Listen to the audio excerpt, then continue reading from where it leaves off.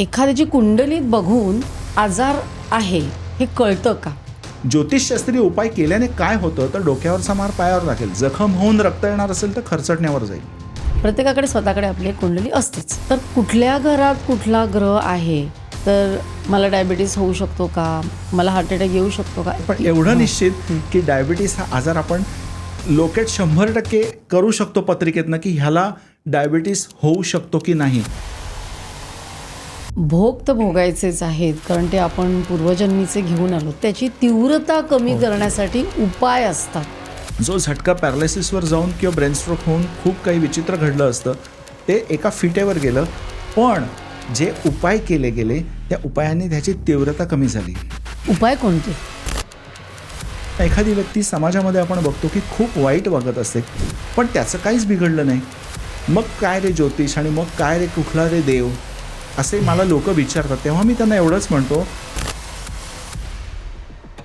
बुध शुक्राचं combination हे व्यक्तीला वेगळ्या प्रकारे त्रास देणार आहे. शुक्र राहूचं कॉम्बिनेशन हे वेगळ्या प्रकारे त्रास देणार आहे. नवग्रह पूजा किंवा असं काही करावं का? एखाद्या माणसाने प्रयत्न करून त्याला सक्सेस मिळणं हे देखील त्याच्या नशिबात आहे की नाही हे त्या पत्रिकेतनंच मुळात दिसतं. लग्न जमत नाही तर काय करायचं? आमचा एकच प्रश्न आहे. ठीक आहे, प्रश्न विवाहस्थान, विवाह करून काय करणार? नाही, कुटुंबात आमच्या येणार. म्हटलं कुटुंबस्थान बघ, सेकंड हाऊस. मी म्हटलेलं आयदर अपंगत्व तरी असेल किंवा ती व्यक्ती डिव्होर्सी असेल किंवा त्या व्यक्तीचं म्हणजे विधवा तरी असेल ती मुलगी. तो दर 3 लोकांमधला एक माणूस हा मानसिक रोगाने आजारी असतो. सतत वरी करणं, झोप न येणं, हे आपल्याला पत्रिकेत दिसतं का? अरे बापरे. तुम्ही मगाशी शनीचा उल्लेख केला तर सगळे घाबरतात शनीच्या 7.5ला. तर ती 7.5 म्हणजे काहीतरी खरंच भयंकर होतं का आयुष्यात?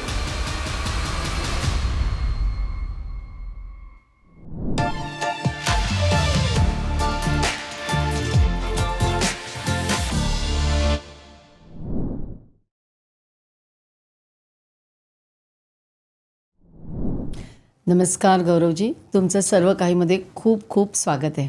थँक्यू. तुम्ही स्वतः MBA फायनान्स आहात आणि तुम्ही कॉर्पोरेटमध्ये खूप काम केलेलं आहे. पण आता मात्र तुम्ही वैदिक ॲस्ट्रॉलॉजी म्हणजे वैदिक ज्योतिषशास्त्राचा अभ्यास करता आणि त्याची प्रॅक्टिस पण करता. तर मला सांगा, कुठल्या ज्योतिष परंपरेमधनं तुमचं हे शिक्षण झालेलं आहे? कोणकोणते गुरु आहेत तुमचे या बाबतीत? लहानपणापासून मला व्यासंग होता. माझं जे बालपण होतं ते थोडंसं म्हणजे मी असं म्हणणार नाही कष्टात नाही गेलं, पण थोडंसं दुःखामध्ये गेलं की जेणेकरून मला पितृसुख मिळालं नाही. आणि माझी आई सचिवालयामध्ये क्लेरिकल डिपार्टमेंटला काम करायची, टायपिस्ट होती. आणि मला भावंड कोणीच नव्हतं, त्यामुळे मी एकटा काही गोष्टी अनुभवल्या की मलाच हे का वाटायला येतं आहे किंवा ह्या प्रश्नांची उत्तरं मला कुठे मिळतील ह्याचा शोध घेत घेत मी शेवटी ज्योतिषशास्त्राचे जे ग्रंथ आहेत मुळात पूर्वापार जे अगदी आपल्या ऋषीमुनींनी पूर्वाचार्यांनी सिद्ध केलेले हाताने लिहून, की जसं भृगुनाडी, नंदीनाडी, अगस्तीनाडी, बृहद पराशरी होराशास्त्र, फलदीपिका, जातक पारिजात, बृहत जातक, भावार्थ रत्नाकर, हे ग्रंथ माझ्या हाती लागले एका चांगल्या वेळेला. पण ते ग्रंथ वाचून मला काहीच कळे ना, कारण की ते वय नव्हतं. 14-15 वर्ष, म्हणजे मी 9वीला असेन, 8वी-9वीला, आणि ते काहीच कळायचं नाही. मग आणि मी लहानपणापासून मला संगीताची आवडच होती, संगीत या शास्त्राची. आणि त्याच्यानंतर मला हे लक्षात आलं की संगीत ही गुरुमुखी विद्या आहे. जसं दिल्ली घराण्याचा कायदा तबल्यावर वाजवायचा असेल आणि त्याची उपज लक्षात घ्यायची असेल तर कितीही तबला विशारद केलं तरी दिल्ली घराण्याच्या उस्तादासमोर जोपर्यंत जात नाही की तिरकीट हा शब्द दिल्लीनुसार कसा काढायचा आहे आणि बनारसनुसार तिरकीट कसं काढायचं आहे, तर ओपन हँडेड स्ट्रोक आहेत बनारसमध्ये आणि दिल्ली घराण्यात 2 बोटांनी तिरकीट काढलं जातं. हे त्या पंडिताकडे जाऊनच शिकायला मिळेल, उस्तादाकडे जाऊनच शिकायला मिळेल, ह्याची मला जाणीव होती. मग मला तेच कळलं की अरे, ज्योतिषशास्त्र आपल्याला शिकायचं असेल तर हे पुस्तकी ज्ञानातनं कुठल्या तरी 4 परीक्षा देऊन कुठली तरी उपाधी लावून PhD करून हे ज्योतिष येणारं नाही आहे. आणि मग मी खूप चांगल्या ज्योतिषांकडे जाऊन विचारायला लागलो की मला शिकवता का? तर तुझं वय काय बाबा? तर तू 16 वर्ष पण पूर्ण नाही आहेस तर तू येऊ नकोस, तू अभ्यास कर, हे वय नाही तुझं. तरी माझी जिज्ञासा काही थांबे ना. आणि असं करत करत मला एक दिवस चांगल्या चांगल्या लोकांकडे शिकण्याचे योग, म्हणजे एक काळ असा आला की मी चांगल्या चांगल्या लोकांकडे शिकू लागलो. आणि जे प्रसिद्धी परांगमुख होते, की ज्यांना प्रसिद्धी नको होती ज्योतिषशास्त्रात, म्हणजे कैक असे लोक होते, मी त्यांचं नाव सांगू शकत नाही कारण की त्यांनी मला सांगितलं की बाबा आम्ही पाहिजे तर प्रसिद्धी खूप मिळवली असती पण आम्हालाच नको होती, तर तू आमचं नाव कुठे सांगू नकोस. आज देहरूपाने ते नाही आहेत, पण त्या चांगल्या चांगल्या विद्वान गुरूंकडे मला जे काही शिकायला मिळालं ज्योतिष परंपरेतनं, तर त्यांनी मला हेच सांगितलं की तू करिअर कर, ज्योतिष हा व्यासंग तू जोपास, पण तू करिअर अभ्यास सोडू नको. मी MBA फायनान्स केलं आणि MBA फायनान्स करून मी कॉर्पोरेटमध्ये जॉबला लागलो, पण ज्योतिषाचा व्यासंग तेव्हाही सुरू होता. आणि मग माझ्या लक्षात आलं की एका जन्मात ही विद्या पूर्ण शिकता येणार नाही. मी बृहद पराशरी होराशास्त्र म्हणजे फलज्योतिषाचा अभ्यास सुरू केला, तेव्हा माझ्या लक्षात आलं की अरे नक्षत्रांच्यावर आधारित एक ज्योतिष पद्धती आहे की ज्याला कृष्णमूर्ती पद्धती म्हणतात. मग मी कृष्णमूर्ती पद्धतीचा अभ्यास चांगल्या गुरूंकडे सुरू केला. त्याच्यानंतर मला कळलं की अरे नवमांश ज्योतिष म्हणून एक प्रकार आहे. बर. हा नवमांश ज्योतिष प्रकार आपण शिकलो नाहीत तर मग आपल्याला ॲक्युरेसीकडे जाता येणार नाहीत. मग नवमांश पद्धतीचा अभ्यास मी तेव्हा सुरू केला. हे वय वर्ष 21-22 तेव्हाची गोष्ट आहे, म्हणजे at the time of me just graduation करत होतो एकीकडे, तेव्हाची गोष्ट आहे. आणि मग नवमांश पद्धतीचा अभ्यास करता करता नवमांशातील सूक्ष्म स्थिर तारे काय आहेत इथपर्यंत जाऊन जेव्हा आपण अभ्यासतो तेव्हा माझ्या लक्षात आलं की अष्टक वर्ग, षडवर्ग, ताजिक पद्धती, जैमिनी पद्धती, नाडीशास्त्र, नाड्यांमध्ये तर 72 नाड्या आहेत. शिवनाडी, भृगुनाडी, नंदी नाडी, भृगु आणि नंदी ऋषींनी एकत्र येऊन जे बनवलं ती भृगुनंदी नाडी, अगस्ती नाडी, असे 72 प्रकारच्या तर नुसते नाड्या आहेत. त्रिशलाका, पंचशलाका, सप्तशलाका, म्हणजे ग्रहांचे नक्षत्रांच्या मार्फत घेतले जाणारे जे वेद आहेत, या वेदांचं ज्ञान घेण्यासाठी जी पद्धती वापरली जाते, सर्वोच्च पद्धती म्हणतात ज्याला, सर्वतोभद्र चक्र, की ह्या गोष्टींचा अभ्यास मग मला कुतूहल लागलं त्याच्या मागे की मी तासनतास त्याचा रात्री रात्री बसून अभ्यास सुरू केला गुरूंच्या अंडर. कारण गुरुमुखी विद्या आहे. गुरु जोपर्यंत ती संथा देत नाही, ती उपज आपल्याला बघण्याची दृष्टी देत नाही, इम्प्रोव्हायझेशन तोपर्यंत आपल्याला सुचत नाही. आणि मग माझ्या लक्षात यायला लागलं की एका जन्मात एका हयातीत हे शास्त्र शिकताच येणार नाही आहे. ब्रह्माच 20% उभा आहे. माझ्या गुरूंनी मला काय सांगितलं की ब्रह्मदेवालाच 20% ज्योतिष कळलं. भगवान शिवाच्या तृतीय नेत्रातनं भगवान शिवाने जी दिव्य ज्योती निर्माण केली, ज्योती अधिक ईश म्हणजे ज्योतिष, तर ते का निर्माण केली की वेदांचं तृतीय नेत्र आहे. वेदांमध्ये हे सगळं मांडलं गेलं आहे की मनुष्याच्या जीवनात मनुष्याने आचरण कसं करावं, कसं त्याचा लहेजा असावा, काय होऊ शकतं काय केलं तर. पण आयुष्यात मनुष्याच्या प्रत्येक टप्प्यात एखाद्या आयुष्याच्या वळणावर कुठली घटना घडू शकते, मानवाच्या जीवनात काय होऊ शकतं पुढे, ह्याचा वेध घेणं कालखंड मापनाच्या माध्यमातून हे वेदांना येत नव्हतं. आणि म्हणून वेदांचं तृतीय नेत्र म्हणून ज्योती अधिक ईश, भगवान शिवाने तृतीय नेत्रातनं जी दिव्य ज्योती निर्माण केली, जे शास्त्र निर्माण केलं ते ज्योतिष आहे. जे आपले महान पूर्वाचार्य म्हणजे भगवान पराशर ऋषी, भगवान अगस्ती ऋषी, भृगु ऋषी, नंदी ऋषी, ह्या सगळ्यांनी हे लिखित स्वरूपात लिहून ठेवलं. त्या माध्यमातून मी हे शिकण्याचा प्रयत्न करतोय गुरूंच्या मार्फत. आणि मग माझ्या लक्षात आलं की आज आपल्याला ह्या ज्योतिषशास्त्राचा मानवाच्या जीवनाच्या कल्याणासाठी उपयोग कसा करून घेता येईल, मग विविध अंगांनी उपयोग करून घेता येईल की शरीरावर होणारे आजार आयुष्याच्या कुठल्या टप्प्यात आणि कधी होऊ शकतात हे सांगणारं शास्त्र, आणि म्हणजे मेडिकल ॲस्ट्रॉलॉजी. आयुष्यात करिअर ग्रोथ कशी असावी, करिअरचा टप्पा कसा असावा, एखादी पर्टिक्युलर ब्रँच ऑफ करिअर जर निवडायची असेल तर कुठले मूळ ग्रह त्याच्यासाठी कारणीभूत आहेत, ह्याचा अभ्यास कसा करावा हे माझ्या गुरूंनीच मला शिकवलं. आणि मग त्याच्यानंतर फायनान्शियल ग्रोथ, मग कुठल्या सेक्टरमध्ये इन्व्हेस्टमेंट केली तर ती इन्व्हेस्टमेंट आपल्याला लाभू शकते, ही सेक्टोरियल इन्व्हेस्टमेंट कशी असते ह्याचा देखील अभ्यास ग्रहांच्या मार्फत करता येतो. मी स्वतः MBA फायनान्स केलेलं आहे. मी स्टॉक मार्केटमध्ये सिनियर करन्सी इक्विटी डीलर म्हणून काम केलेलं आहे. मी फंड मॅनेजमेंटलाही काम केलेलं आहे. मग तिथे माझ्या लक्षात यायला लागलं की अरे एकीकडे करिअर चालू आहे, एकीकडे अभ्यास चालू आहे ज्योतिषाचा. सायमल्टेनियसली माझ्या लक्षात यायचं की एखाद दिवस अचानक बँकिंग सेक्टरमध्ये जी तेजी येते, मग बँकिंग सेक्टरचा कारक ग्रह गुरु हा रुलिंगमध्ये असायला हवा. मी सहज चेक केलं एक दिवस तर गुरु रुलिंगमध्ये होता. Iron and still, oil, automobile ह्या सेक्टर्समध्ये तेजी येते. त्या दिवशी त्याचा कारक शनी आहे आणि शनी रुलिंगमध्ये सापडला. मग माझ्या लक्षात यायला लागलं की हे ऑलरेडी इन्व्हेन्शन झालेलं आहे. आयर्न अँड स्टील, लोखंड, ऑटोमोबाईल, प्लास्टिक, सिमेंट, इन्शुरन्स, हे सेक्टर शनीचे आहेत. हे ऑलरेडी इन्व्हेन्शन झालेलं आहे हजारो वर्षांपूर्वी. आज आपल्याला त्याची डिस्कवरी झाली, आज आपल्याला त्याची जाणीव झाली. बरोबर आहे. म्हणजे आपल्याला म्हणजे हे जे खूप एक पूर्वापार आहे, म्हणजे कितीतरी वर्षापासूनचं जे ज्ञान आहे, जे लिखित आहे, काही अलिखित आहे, तुम्ही जे म्हटलं त्याप्रमाणे, तर ते तुम्ही तुमच्या गुरूंनी तुम्हाला ते सांगितलं. एक डॉक्टर म्हणून मला कुतूहल आहे की एखादा पेशंट आला, त्याला आजार आहे, की आम्ही काय करतो, ब्लड रिपोर्ट्स करतो. काही हिमोग्लोबिन किती आहे म्हणा, किंवा लिपिड्स किती आहे, कोलेस्ट्रॉल किती आहे, वगैरे वगैरे. एखाद्याची कुंडली, म्हणजे तुमच्यासाठी आम्ही जसा ब्लड रिपोर्ट वाचतो तशी तुम्ही कुंडली वाचता असं तुम्ही म्हणता. आणि मग त्या कुंडलीत बघून आजार आहे हे कळतं का, आणि हे कसं होतं हे मला समजून घ्यायचं आहे. कारण आम्हाला कळतं हे असं असं आहे, म्हणजे या माणसाला ताप का येतो आहे, वगैरे वगैरे. तसं तुम्हाला कुंडली बघून कसं कळतं? छान प्रश्न आहे खूप. त्याच्यासाठी मी थोडंसं एक बॅकग्राऊंड सांगू इच्छितो की ह्याचा बेस कुठे आहे.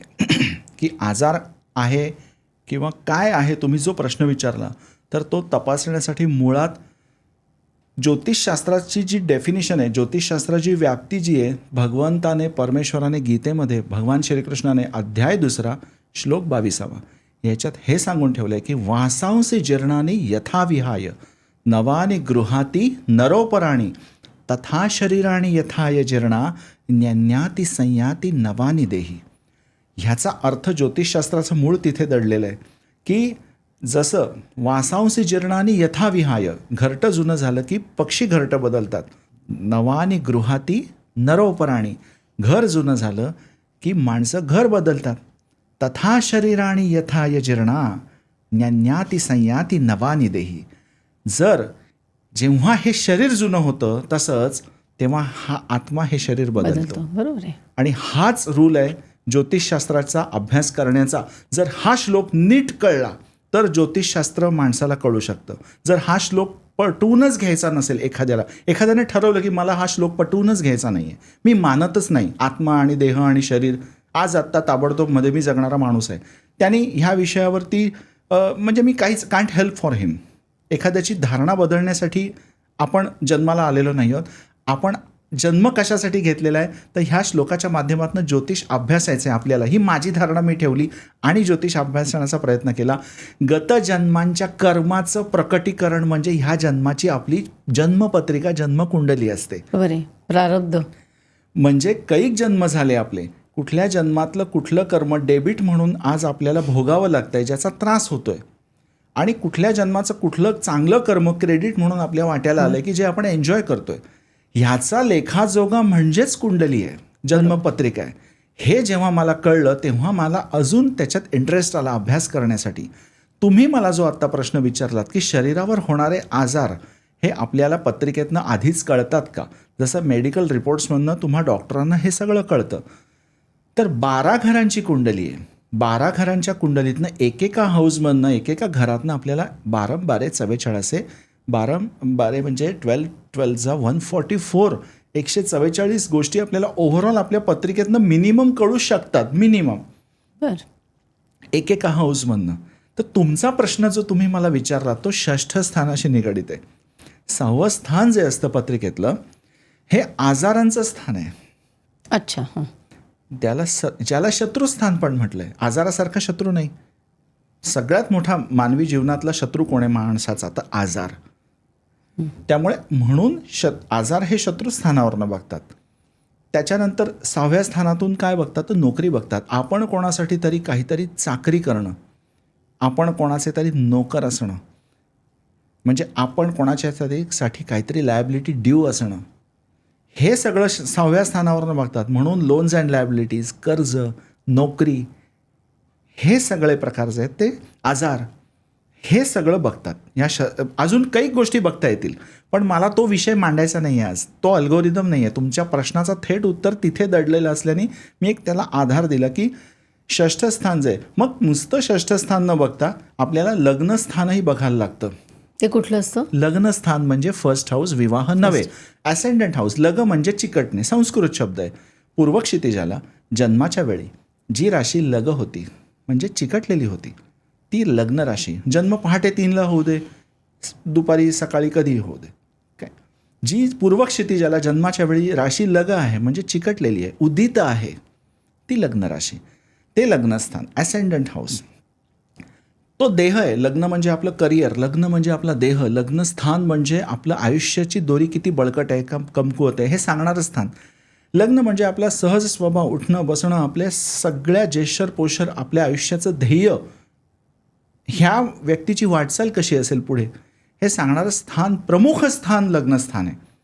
ती व्यक्ती स्वतः लग्नस्थान म्हणजे मी, जर माझी पत्रिका बघायची असेल तर माझं लग्नस्थान नीट अभ्यासावं लागेल, तेव्हा मी काय आहे ते पटकन कळेल. म्हणून आजार कुठे होतात? देहाला होतात ना. मग देह कोणाचा आहे? माझा आहे, किंवा ज्याची पत्रिका बघायचं त्याचा आहे. म्हणून फर्स्ट हाऊस, आजार झाले शरीराला, त्या देहाला म्हणून 6वं स्थान, आणि ते आजार त्या व्यक्तीला मृत्यूसम पीडा देणारे आहेत का मृत्यूपर्यंत ॲक्च्युली घेऊन जाणारे आहेत हे समजण्यासाठी 8मं स्थान, कारण 8मं स्थान हे मृत्यूस्थान आहे, पीडेचं स्थान आहे. आणि मग हे सगळं चालू असताना हॉस्पिटलायझेशन होणार की नाही, त्याचा खर्च होणार, हॉस्पिटलायझेशनमध्ये व्यय होणार ना, हॉस्पिटलायझेशनमध्ये व्यय होतो, खर्च होतो. म्हणून 12वं स्थान हे हॉस्पिटलायझेशन आहे, व्ययस्थान आहे. हां, 12व्या स्थानावरनं तुरुंगवास बघतात, व्ययस्थान आहे, ते तुरुंगामध्ये व्ययच होतो आयुष्याचा. 12वं स्थान हे मोक्षस्थान पण आहे, कारण मोक्ष म्हणजे आयुष्याचा व्यय ना. जोपर्यंत वासनांचा व्यय होत नाही तोपर्यंत मोक्षाकडे जाता येत नाही. ती कैद असते ना, पण ती आवडून घेतलेली कैद असते. पर्टिक्युलर ठिकाणी मोक्षाला माणूस जेव्हा जातो, ज्या अवस्थेत, उन्नत अवस्थेत, साधना मार्गातनं तो पुढे जात असतो, त्याने स्वतःला त्या आनंदाने स्वतःच्या त्या साधना अवस्थेत कैद करून ठेवलेलं असतं. बाह्य जगाशी संबंध मोहमायेचे तोडलेले असतात, पाश. म्हणून कैद देखील, इम्प्रिझनमेंट देखील 12व्या स्थानावरनं बघतात. ॲक्च्युअल इम्प्रिझनमेंट बघायची असेल एखाद्याची तर 12व्या स्थानावरनं बघतात. मोक्षही तिथून बघतात. हॉस्पिटलायझेशन, हॉस्पिटलमध्ये तुम्ही कैदेतच असता, तुम्हाला मनासारखं काही वागता येत नाही, डॉक्टरांच्या नजरबंदीत असता. परदेशातल्या वास्तव्याचं स्थान आहे ते 12वं स्थान. परदेशात तुम्ही असता तेव्हा इतर त्या देशातल्या गव्हर्नमेंटचे रूल तुम्हाला पाळावे लागतात, त्यांच्या आज्ञेत तुम्हाला राहायला लागतं, कैदेतच असतं ना तिथे. अर्थ तर्काने लावायचा आहे, शब्दशः अर्थ घ्यायचा नाही आहे. त्यामुळे 12व्या स्थानातनं हे सगळं बघतात. पण तुमच्या प्रश्नाचं रिलेव्हन्स जिथे येतं आहे ते 6वं स्थान, फर्स्ट हाऊस, आजार, 6वं स्थान, 8वं स्थान आणि 12वं स्थान. पण आजचा विषय हा आहे. प्रत्येकाच्या घरात, प्रत्येकाकडे स्वतःकडे आपली एक कुंडली असतेच बऱ्याचदा, आणि तुम्ही म्हणालात त्याप्रमाणे त्याच्यात ती घरं असतात. आणि तर कुठल्या घरात कुठला ग्रह आहे हे जर मी आत्ता कुंडली समोर ठेवली तर हा ग्रह या घरात आहे तर मला डायबिटीस होऊ शकतो का, मला हार्ट अटॅक येऊ शकतो का, याची एक साधारण ठोकताळे येऊ शकतात. म्हणजे पुढे जाऊन आपण बघू मग ते थांबवायचं कसं, प्रतिबंध कसा करायचा. पण आज मला कसं कळेल, हां ते मला सांगा. येऊ शकतात. डायबिटीस बघायचा असेल तर पर्टिक्युलरली डायबिटीस हा गुरु आणि शुक्राचा आजार आहे. बरं. आणि त्याच्यासाठी पर्टिक्युलरली गुरु आणि शुक्राचं लग्न राशी असणं गरजेची आहे. ह्याचं कारण म्हणजे इन्शुलिन हा प्रकार जो आहे, ग्लुकोज हा शुक्राच्या अंडर येतो, आणि गुरु हा असा आहे की तो विस्तारवादी ग्रह आहे, एक्सपान्शन करणारा ग्रह आहे. त्यामुळे जर का ग्लुकोजचं प्रसरण थांबलं नाही शरीरातलं आणि ग्लुकोजचं ज्वलन झालं नाही प्रॉपर, तर तो डायबिटीस होतो. आणि ज्वलन करणारा पदार्थ इन्शुलिन आहे. त्यामुळे गुरु आणि शुक्र ह्यांचे जर का परस्पर योग 5म स्थानातनं, 9म स्थानातनं, 6ष्ठ स्थानातनं जर का झालेच तर ते लाईफस्टाईल ओरिएंटेड झालेले, लाईफस्टाईल ओरिएंटेड हा डायबिटीस आहे का हा डायबिटीस जेनेटिक्समधनं आलेला आहे हेही कळू शकतं.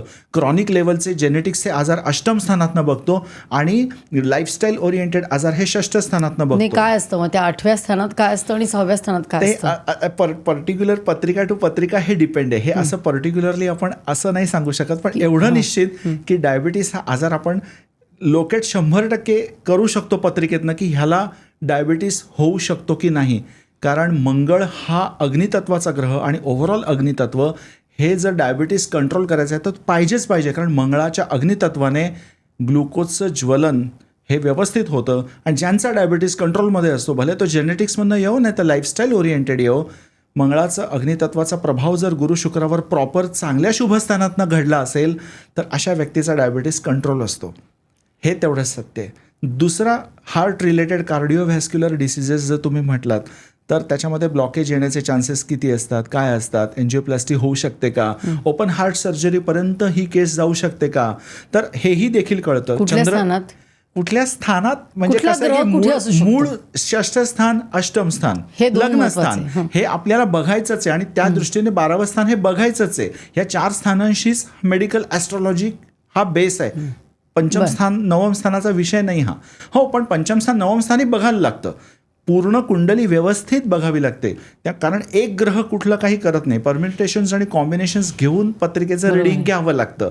मग चंद्र हार्टचा कारक, रवी हार्टचा कारक, बृहद पराशरी होराशास्त्रात हे वर्णन केले की चंद्र आणि रवी हे हृदयाचे कारक प्लॅनेट आहेत. चंद्राची कर्क राशी, रवीची सिंह राशी, ह्या दोन्ही राशींच्या माध्यमातनं आणि चंद्र आणि रवी या दोन्ही ग्रहांवरती जर का ब्लॉकेज देणारा जो ग्रह आहे शनी, अडथळा देणं हे त्याला भगवंताने काम दिलं त्या ग्रहाला. मजा म्हणून कोणी कुठलं काम करत नाही आहे इथे. परमेश्वराने वाटून दिलेलं काम आहे. जर गुरु प्रसरणाचं, वृद्धीचं, एक्सपान्शनचं काम करतो तर शनी कॉन्ट्रॅक्शनचं काढून घेण्याचं काम करतो. पॉवर टू डिटॅच शनीकडे आहे आणि वातविकार शनीकडे आहेत. वायू तत्वाचा कारक प्लॅनेट आहे जो. त्यामुळे ब्लॉकेज देणं हा त्याचा काम आहे. जेव्हा चंद्रावरती, रवीवरती शनीचे कुयोग होतात, कुयोग होणं म्हणजे अशुभ योग होणं, तेव्हा आपण निदान करू. पण त्याला इतरही ढोबळ, म्हणजे हे ढोबळमानाने स्टेटमेंट आहे, बारकाव्याने फार बघावं लागेल आपल्याला की कुठल्या हाऊसेसमधनं कसे योग होत आहेत. तर सांगू शकतो लिटरली की बाबा ह्याला हा हार्ट हृदयविकार होऊ शकतो. इव्हन कार्डिओव्हॅस्क्युलर ही जी ब्रँच आहे म्हणजे शिकण्याची, हृदयाचा डॉक्टर व्हायचं असेल तर त्याच्यासाठी ते शिक्षण घ्यायचं असेल तर मला ॲडमिशन मिळू शकते का, कार्डिओलॉजिस्ट मी होऊ शकतो का, कार्डियाटिक सर्जन मी होऊ शकतो का, तर हो, हेही बघता येतं. पण शिक्षणाच्या स्थानाशी रविचंद्राचे उत्तम योग व्हावे लागतात आणि ते शिक्षणाचं स्थान, लग्नस्थान, करिअर स्थान, दशमस्थान हे सगळं बघावं लागतं. त्यामुळे परम्युटेशन्स आणि कॉम्बिनेशन्सने आपण एक एक प्रश्न सोडवू शकतो. तुमचा जो प्रश्न आहे की पर्टिक्युलर आजार आपण बघू शकतो का, तर हो, निश्चितपणे त्याचं स्वरूप कळतं की ही पत्रिका कुठे जाणारी आहे. बरं, पण कधी कधी ना असं आपण बघतो ना की एखादा दुर्धर आजार असला की सगळेजण पहिले डॉक्टरकडे तर जातातच, पण मग ज्योतिषाकडे पण जातात आणि मग ज्योतिष म्हणतो हो हे तर तुमच्या याच्यात दिसतंच आहे, ठीक आहे, म्हणजे झाल्यानंतर. पण असं काही आहे का की आधी बघून सहजच एक पत्रिका बघितली की अरे हा तुला आजार होऊ शकतोय, तर पहिली गोष्ट टाळता तर येणार नाही कारण ते पत्रिकेत ग्रह दिसत आहेत, मग मेडिकल ॲस्ट्रॉलॉजी समजण्याचा काय फायदा आहे? कसं आहे की माझ्याकडे आज असे कैक शेकडो पत्रिका आहेत. माझा 10,000चा तर क्लायंट बेस आहे. त्याच्यातनं कैक माझ्याकडे बांधील माझे क्लायंट्स आहेत की ते रेग्युलर माझ्याकडे कन्सल्टेशन घेतात. मेडिकल ॲस्ट्रॉलॉजी ह्या विषयाशी निगडीत माझ्याकडे कैक केस स्टडी आहेत. मी थोडासा एक 2-3 केस स्टडी तुम्हाला जर सांगितलं आवडेल? हो, येस येस. तर तुम्ही जो प्रश्न विचारलात की आधी हे प्रेडिक्शन कळतं का, तर हो, कळतं. एक केस स्टडी सांगू इच्छितो की एका व्यक्तीला ती सिव्हिअर डायबेटिक पर्सन होती आणि त्यांना तिथे मिडल ईस्टमध्ये काम त्यांचं होतं आणि त्यांना मी एवढं हिंट देऊन ठेवली होती 1-1.5-2 वर्ष आधी की पर्टिक्युलर इन फ्युचर ह्या पर्टिक्युलर पिरियडमध्ये, कारण हे शेवटी कालखंड मापनाचं शास्त्र आहे, घटना होईल का, हो, कधी होईल, कुठल्या स्वरूपात होईल, त्याने काय कितपत डॅमेज होऊ शकतं, हे सगळं ज्योतिषांनी चांगल्या गुरुकडनं जर विद्या ग्रहण केली असेल तरच त्याला ते येतं. म्हणून ही गुरुमुखी विद्या आहे. तर मी त्यांना क्लिअर कट तसं हिंट दिली होती की तुम्हाला ब्रेनमध्ये आयदर पॅरालिसिसचा अटॅक येण्याचे चान्सेस आहेत किंवा ब्रेन स्ट्रोक येण्याचे चान्सेस आहेत, तर तुम्ही सावध राहा. हे क्लिअर कट कळत होतं. हे कशावरनं कळलं तर मेंदूचा कारक, न्यूरोलॉजीचा कारक ग्रह बुध आहे आणि बुधाच्या राशी मिथुन आणि कन्या ह्या राशींमधनं मंगळासारख्या क्रूर ग्रहाचे, अग्नितत्वाच्या क्रूर ग्रहाचे आणि शनीसारख्या वायुतत्वाच्या क्रूर ग्रहाचे, राहूच्या किंवा केतूच्या माध्यमातनं जर का योग झाले षष्ठ आणि अष्टमातनं, तर मग आपल्याला हे सांगण्याचे चान्सेस ॲट हायर साईड होतात. पण हेच एवढं स्टेटमेंट मर्यादित नाही आहे, ह्याचे कैक कंगोरे आहेत. मी तुम्हाला एक एक्झाम्पल दिलं की ब्रेनस्ट्रोक बघण्याच्या पद्धती काय, नुसतं एवढंच नाही बघत, ब्रेनस्ट्रोक बघण्याच्या पद्धती कैक आहेत. मेष राशी ही डोक्यावर येते, कैक आहेत. म्हणजे असं नाही की नवमांश तपासावे लागतात, षष्ठेशाचा नवमांश, पर्टिक्युलर त्या आजाराशी रिलेटेड जो कारक ग्रह आहे, बुध हा न्यूरोलॉजीचा कारक आहे, तर बुधाचा नवमांश, अगदी खोलात जाऊन स्थिर तारेही तपासावे लागतात. जेव्हा मी हे सगळं तपासलं तेव्हा त्यांना मी क्लिअर कट सांगितलेलं, ह्या 8 दिवसात खूप सावध राहा. मग त्यासाठी त्यांना जे काय उपाय करायला पाहिजे होते पूर्वाचार्यांनी सिद्ध केलेले, माझ्या पॉकेटचे पदरचे नाही. पूर्वाचार्यांनी ऑलरेडी आपल्याकडे सगळं लिहून दिलेलं आहे की हे केल्याने ह्याची तीव्रता कमी होईल. हां, तेच मला ज्योतिषशास्त्र जे विचारायचं आहे होतं. हो. की what is in it for me if I am opting this particular service or product, if anybody is asking such kind of question, तर हे जायज आहे, हे बरोबर आहे की WIIFM हा कॉन्सेप्ट आहे, what is in it for मी. हे कोणीही करणार, ही सर्व्हिस मी का घेऊ, हे प्रोडक्ट मी का घेऊ, हा सल्ला मी का घेऊ, हे कन्सल्टेशन मी का घेऊ. तर ह्याचा मी सगळ्यांना हेच सांगतो की आपल्या पूर्वाचार्यांनी ज्योतिषशास्त्र कशासाठी मांडलेलं आहे. भगवान शिवाच्या कृपेने गतजन्मांच्या कर्माचं हे प्रकटीकरण आहे. कर्माची बुलेट आहे, ती फायर होणार, 100% होणार. ज्योतिषशास्त्राची मदत घेतल्याने काय होऊ शकतं, तर वाईट घटना किंवा अशुभ घटना घडण्याची जी तीव्रता आहे भविष्यातली ती कमी होईल आणि त्या तीव्रतेची वारंवारता, प्रोबॅबिलिटी, ती सुद्धा कमी होईल. त्याच्यासाठी उपाय करायचे असतात. घटना टाळली नाही जात. जे नशिबात आहे ते होणारच आहे, कारण ते कर्म आहे त्या आत्म्याने केलेलं, कुठल्या तरी एखाद्या जन्मातलं. पण त्याला त्याची जाणीव नाही आहे. त्याचा देह त्यावेळी वेगळा होता, आज वेगळा आहे, पण आत्मा तोच आहे. एखादं कर्म कसं असतं की क्रियमाण कर्म, आत्ता केलं, संध्याकाळी इफेक्ट मिळाला, उद्या मिळाला. पण काही कर्म इतकी जटिल असतात की जी कर्म आत्म्याच्या हार्ड डिस्कवरती सेव्ह होतात, म्हणजे ती पटकन मटेरियलाइज नाही होत आणि मग ती कर्म कैक वर्ष सेव्ह होऊ शकतात. जरुरी नाही त्या कर्माचं परिपक्वता, मॅच्युरिटी यायला. का मॅच्युरिटी यायला वेळ लागू शकते, कारण की कैक जन्मांची जर पूर्वपुण्याई ऑलरेडी साठली असेल तर हे कर्म नलिफाय होत राहतं आणि त्या कर्माची मॅच्युरिटी मग पुढच्या कुठल्या तरी जन्मामध्ये ढकलली जाते. त्यामुळे आपण म्हणतो ना, एखादी व्यक्ती समाजामध्ये आपण बघतो की खूप वाईट वागत असते, ढळढळीत समोर दिसतंय आपल्याला की ती अन्याय करते, अत्याचार करते, पण त्याचं काहीच बिघडलं नाही. मग काय रे ज्योतिष आणि मग काय रे कुठला रे देव, असे मला लोक विचारतात. तेव्हा मी त्यांना एवढंच म्हणतो, जाऊ द्यावं, तुम्ही तुमचं कर्म चांगलं करा. त्या माणसाची कर्म आहेत, तुम्ही त्याच्यात जाऊन तुमचं कर्म खराब करून घेऊ नका. त्या माणसाला नाव ठेवू नका, ती त्याची कर्म आहेत. आणि अचानक आपल्याला रस्त्यावरती अक्षरशः भीक मागताना एखादा भिकारी दिसतो की नाही. उन्हात तडफडत पडलेला असतो, भुके कंगाल अवस्थेत, महारोग झालेला असतो, हातापायाची बोटं झडलेली असतात. गतजन्मीचा तोच पापी असतो तो. म्हणजे त्याच्यासारखे आपण जो माणूस बघितला आहे अत्याचार करताना किंवा भ्रष्टाचार म्हणा, तुम्ही त्याला कुठलंही नाव द्या, पापाचं कुठलंही स्वरूप, ह्याच्या आत्म्याने देखील कुठल्या तरी जन्मात काहीतरी खूप नको त्या गोष्टी केल्यात, म्हणून त्याला ह्या जन्मात ही भीक मागावी लागते. ह्या जन्मात त्याला ते खूप वाईट गोष्टी सहन कराव्या लागत आहेत, तेच डेबिट त्याला भोगावं लागतं आहे. आणि आपण म्हणतो की एखाद्या माणसाने खूप चांगलं केलं रे आयुष्यात, अंगावरचे कपडे काढून दिले, बसायचा पाट दिला, जेवायचं ताट दिलं, सगळं उधळलं, बायका पोरं त्याला शिव्या घालायची, अहो तुम्ही संसार मांडलाय तर तुम्ही आमच्यासाठी काही न राखता दुनियेला वाटायला का निघालात. शेवटी त्या व्यक्तीच्या आयुष्यात आजारपणाला देखील त्याच्यासाठी पैसे नव्हते आणि अशा वेळी त्या व्यक्तीचा अंत झाला.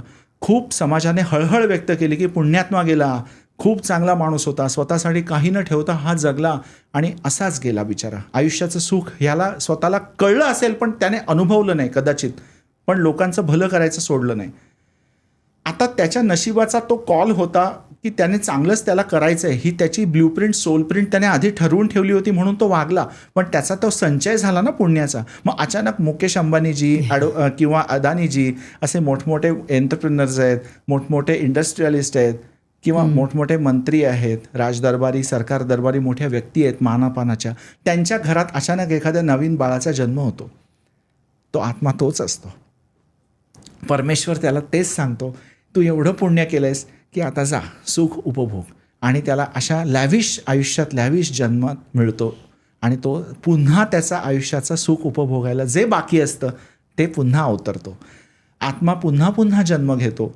त्यामुळे तुमच्या प्रश्नाचं रेलेव्हन्स जे आहे ते ह्याच्यामध्ये असल्या कारणाने एखाद्याला व्यक्तीला आजार होणार आहे का हे आपल्याला आधीच कळतं, कारण त्याचा, तुम्ही मगाशी मला जो प्रश्न विचारलात ना मंजिरीजी, तो त्याच्याशी निगडीत आहे की काही कर्म ही सेव्ह होतात आत्म्याच्या हार्ड डिस्कवर आणि संचित म्हणून ती साठली जातात आणि अचानक कैक वर्षांनी जेव्हा कॉल होतो परमेश्वराचा, प्रारब्ध म्हणून कुठलं कर्म कुणाच्या वाट्याला येणार आहे हे त्या जन्मात तेव्हा कळतं. आपण जी पत्रिका बघतोय हे फक्त आपल्याला प्रारब्धच दिसतं की त्याच्या आयुष्यात चांगलं काय प्रारब्ध आहे आणि वाईट नाही म्हणणार, पण जे काही कटू प्रारब्ध आहे तेच आपण मांडू शकतो आणि ते टाळू पण शकत नाही, कारण की ते आपण खाल्ले तर आपल्यालाच पचवावं लागणार आहे ना. मग ते आज पचवायचं आहे का कधी पचवायचं आहे हे आपल्या हातात नाही आहे. म्हणून कर्म करताना चांगलं करायचं आहे की आपल्याला त्याची फळं चांगलीच मिळणार आहेत. भोग तर भोगायचेच आहेत, कारण ते आपण पूर्वजन्मीचे घेऊन आलोत. पण परत आपण त्या विषयावर वळूया की प्रत्येकाला असं वाटत असतं की माझं म्हणजे जसं आपण बोललो कुंडलीमध्ये जर दिसलं की आपलं हे होणार आहे किंवा काय, तर तुम्ही म्हणालात की त्याची तीव्रता कमी करण्यासाठी उपाय असतात.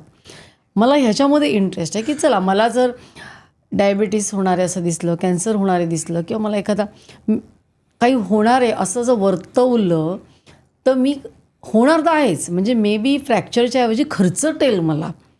तर अशा वेळेला मी आधीच कोणते उपाय, कारण आम्ही प्रिव्हेंटिव्ह मेडिसिन ज्याला म्हणतो तसंच तुम्ही काहीतरी सांगताय, तर असे कोणते उपाय आहेत की ज्यामुळे जर एखादा नशीबवान निघाला आणि ते गौरवजींकडे आले आणि गौरवजींनी सांगितलं तुम्हाला येऊ शकतं, तर गौरवजी असं काय करतील की त्याचे तीव्रता कमी होईल, एखाद्या वेळेस टाळता येईल, कारण तो पण एक असू शकतो कर्मधर्म संयोगाने होऊ शकतं. तर असे कुठले उपाय आहेत, कारण जे होणार आहे ते समजलं आणि टाळता नाही आलं तर आजकालच्या जगात त्याला अर्थ नाही ना. म्हणजे आम्ही जसं म्हणतो तसं की काहीतरी मला त्याच्यावर प्रिव्हेंटिव्ह हे मिळालं पाहिजे सोल्युशन. मगाचीच केस मी पूर्ण करतो की त्यांना तसं काढून दिलेला पिरियड आणि अशा कैक लोकांना मी असा पिरियड माझ्या गुरुकृपेने, ईश्वर कृपेने मला हे तर माझं कर्तृत्व काही नाही, जे आहे ते गुरूंचं आहे सगळं. त्यामुळे मी जे काही त्यांना उपाय गुरुकृपेने मिळालेले सांगितले त्यांनी ते उपाय केले. त्यांना अचानक तिथे इन्शुलिनचा डोस त्यांच्याकडनं चुकून जास्त घेतला गेला कामाच्या ठिकाणी आणि त्यांना तो कळला नाही आणि जेवण त्यांनी कमी केलं गेलं, कारण की ते कामाच्या प्रचंड व्यापामध्ये होते आणि त्यामुळे त्यांचं इन्शुलिन पटकन जोरदार प्रमाणात शूट होऊन शुगर खूप त्यांची लो गेली आणि हे त्यांना कळलंच नाही की आपण चुकलोय आणि त्यांना जोरदार फिट आली. पण त्यांनी सगळे उपाय केलेले होते आणि राईट ब्रेनमध्येच त्यांना जोरदार स्ट्रोक बारीकसा आला आणि लेफ्ट साईड त्यांची पूर्ण सुन्न झाली. जो अटॅक पॅरालिसिसवर गेला असता, जो झटका पॅरालिसिसवर जाऊन किंवा ब्रेन स्ट्रोक होऊन खूप काही विचित्र घडलं असतं, ते एका फिटेवर गेलं. त्यांना त्वरित उपचार मिळाले. तिथे खूप बेस्ट ऑफ द बेस्ट त्यांना ट्रीटमेंट मिळून 1 ते 1.5 दिवसात ती व्यक्ती पुन्हा घरी आली. त्यांच्या मिसेसनी मला फोन केला की अशी अशी घटना घडलेली आहे. मी म्हटलं हे एक्सपेक्टेड होतं, पण जे उपाय केले गेले त्या उपायांनी त्याची तीव्रता कमी झाली. उपाय कोणते? मग तेच की आपल्या बृहद पराशरी होराशास्त्रामध्ये पंचसूत्री सांगितलेली उपायांची की एखाद्या ग्रहाची आपल्याला पॉवर वाढवायची असेल किंवा त्याची अनुकूलता आपल्याला करून घ्यायची असेल तर ती कशी करावी. तर ह्याच्यासाठी मुळात ग्रह बिघडणे म्हणजे काय हे सांगतो की ग्रह लांब आहे, तो करोडो किलोमीटरवर, तो कसा बिघडेल असे विज्ञानवादी लोक मला कधी कधी विचारतात. काय रे म्हणे, तो तुझ्यावर काय परिणाम करणार, तू इथे आणि तो तिथे. तर मी त्यांना एवढंच म्हणतो की कसं असतं की ग्रहांवरून कॉस्मिक रेज आपल्या शरीरावर येतात. जर अंतराळयान कॅसिनी त्याने तिथून शनीचा फोटो काढला आणि प्रिंट नासामध्ये आली तर एवढं काहीतरी मोठं एक व्हॅक्यूम आहे की तिथला फ्लॅश करोडो किलोमीटरवरचा इथे प्रिंटमध्ये कन्वर्ट होतोय ना, म्हणजे काहीतरी कुठेतरी एक तिथलं इथे येतं आहे ना.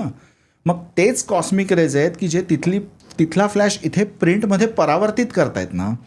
मग तेच कॉस्मिक रेज आपल्या शरीरावर येत आहेत आणि ग्रहाची डिग्रिकली पोझिशन काय आहे, अंशात्मक त्या ग्रहाला काय स्थिती लाभलेली आहे, त्याच्यावरनं आपल्याला त्या ग्रहाच्या दृष्टीने मिळणारं फळ ठरणार आहे. मंगळ म्हणजे शस्त्राचा कारक प्लॅनेट आहे. मंगळाची ऊर्जाच आक्रमक आहे. मी एक्झाम्पल देतोय, तुमच्याच प्रश्नाचं उत्तर आहे, पण मी मंगळाची ऊर्जा इतकी आक्रमक आहे की त्याला रक्तपात करणे, आर्ग्युमेंट करणे, मारामारी करणे हे त्याच्या सहज भावनेतली क्रिया आहे.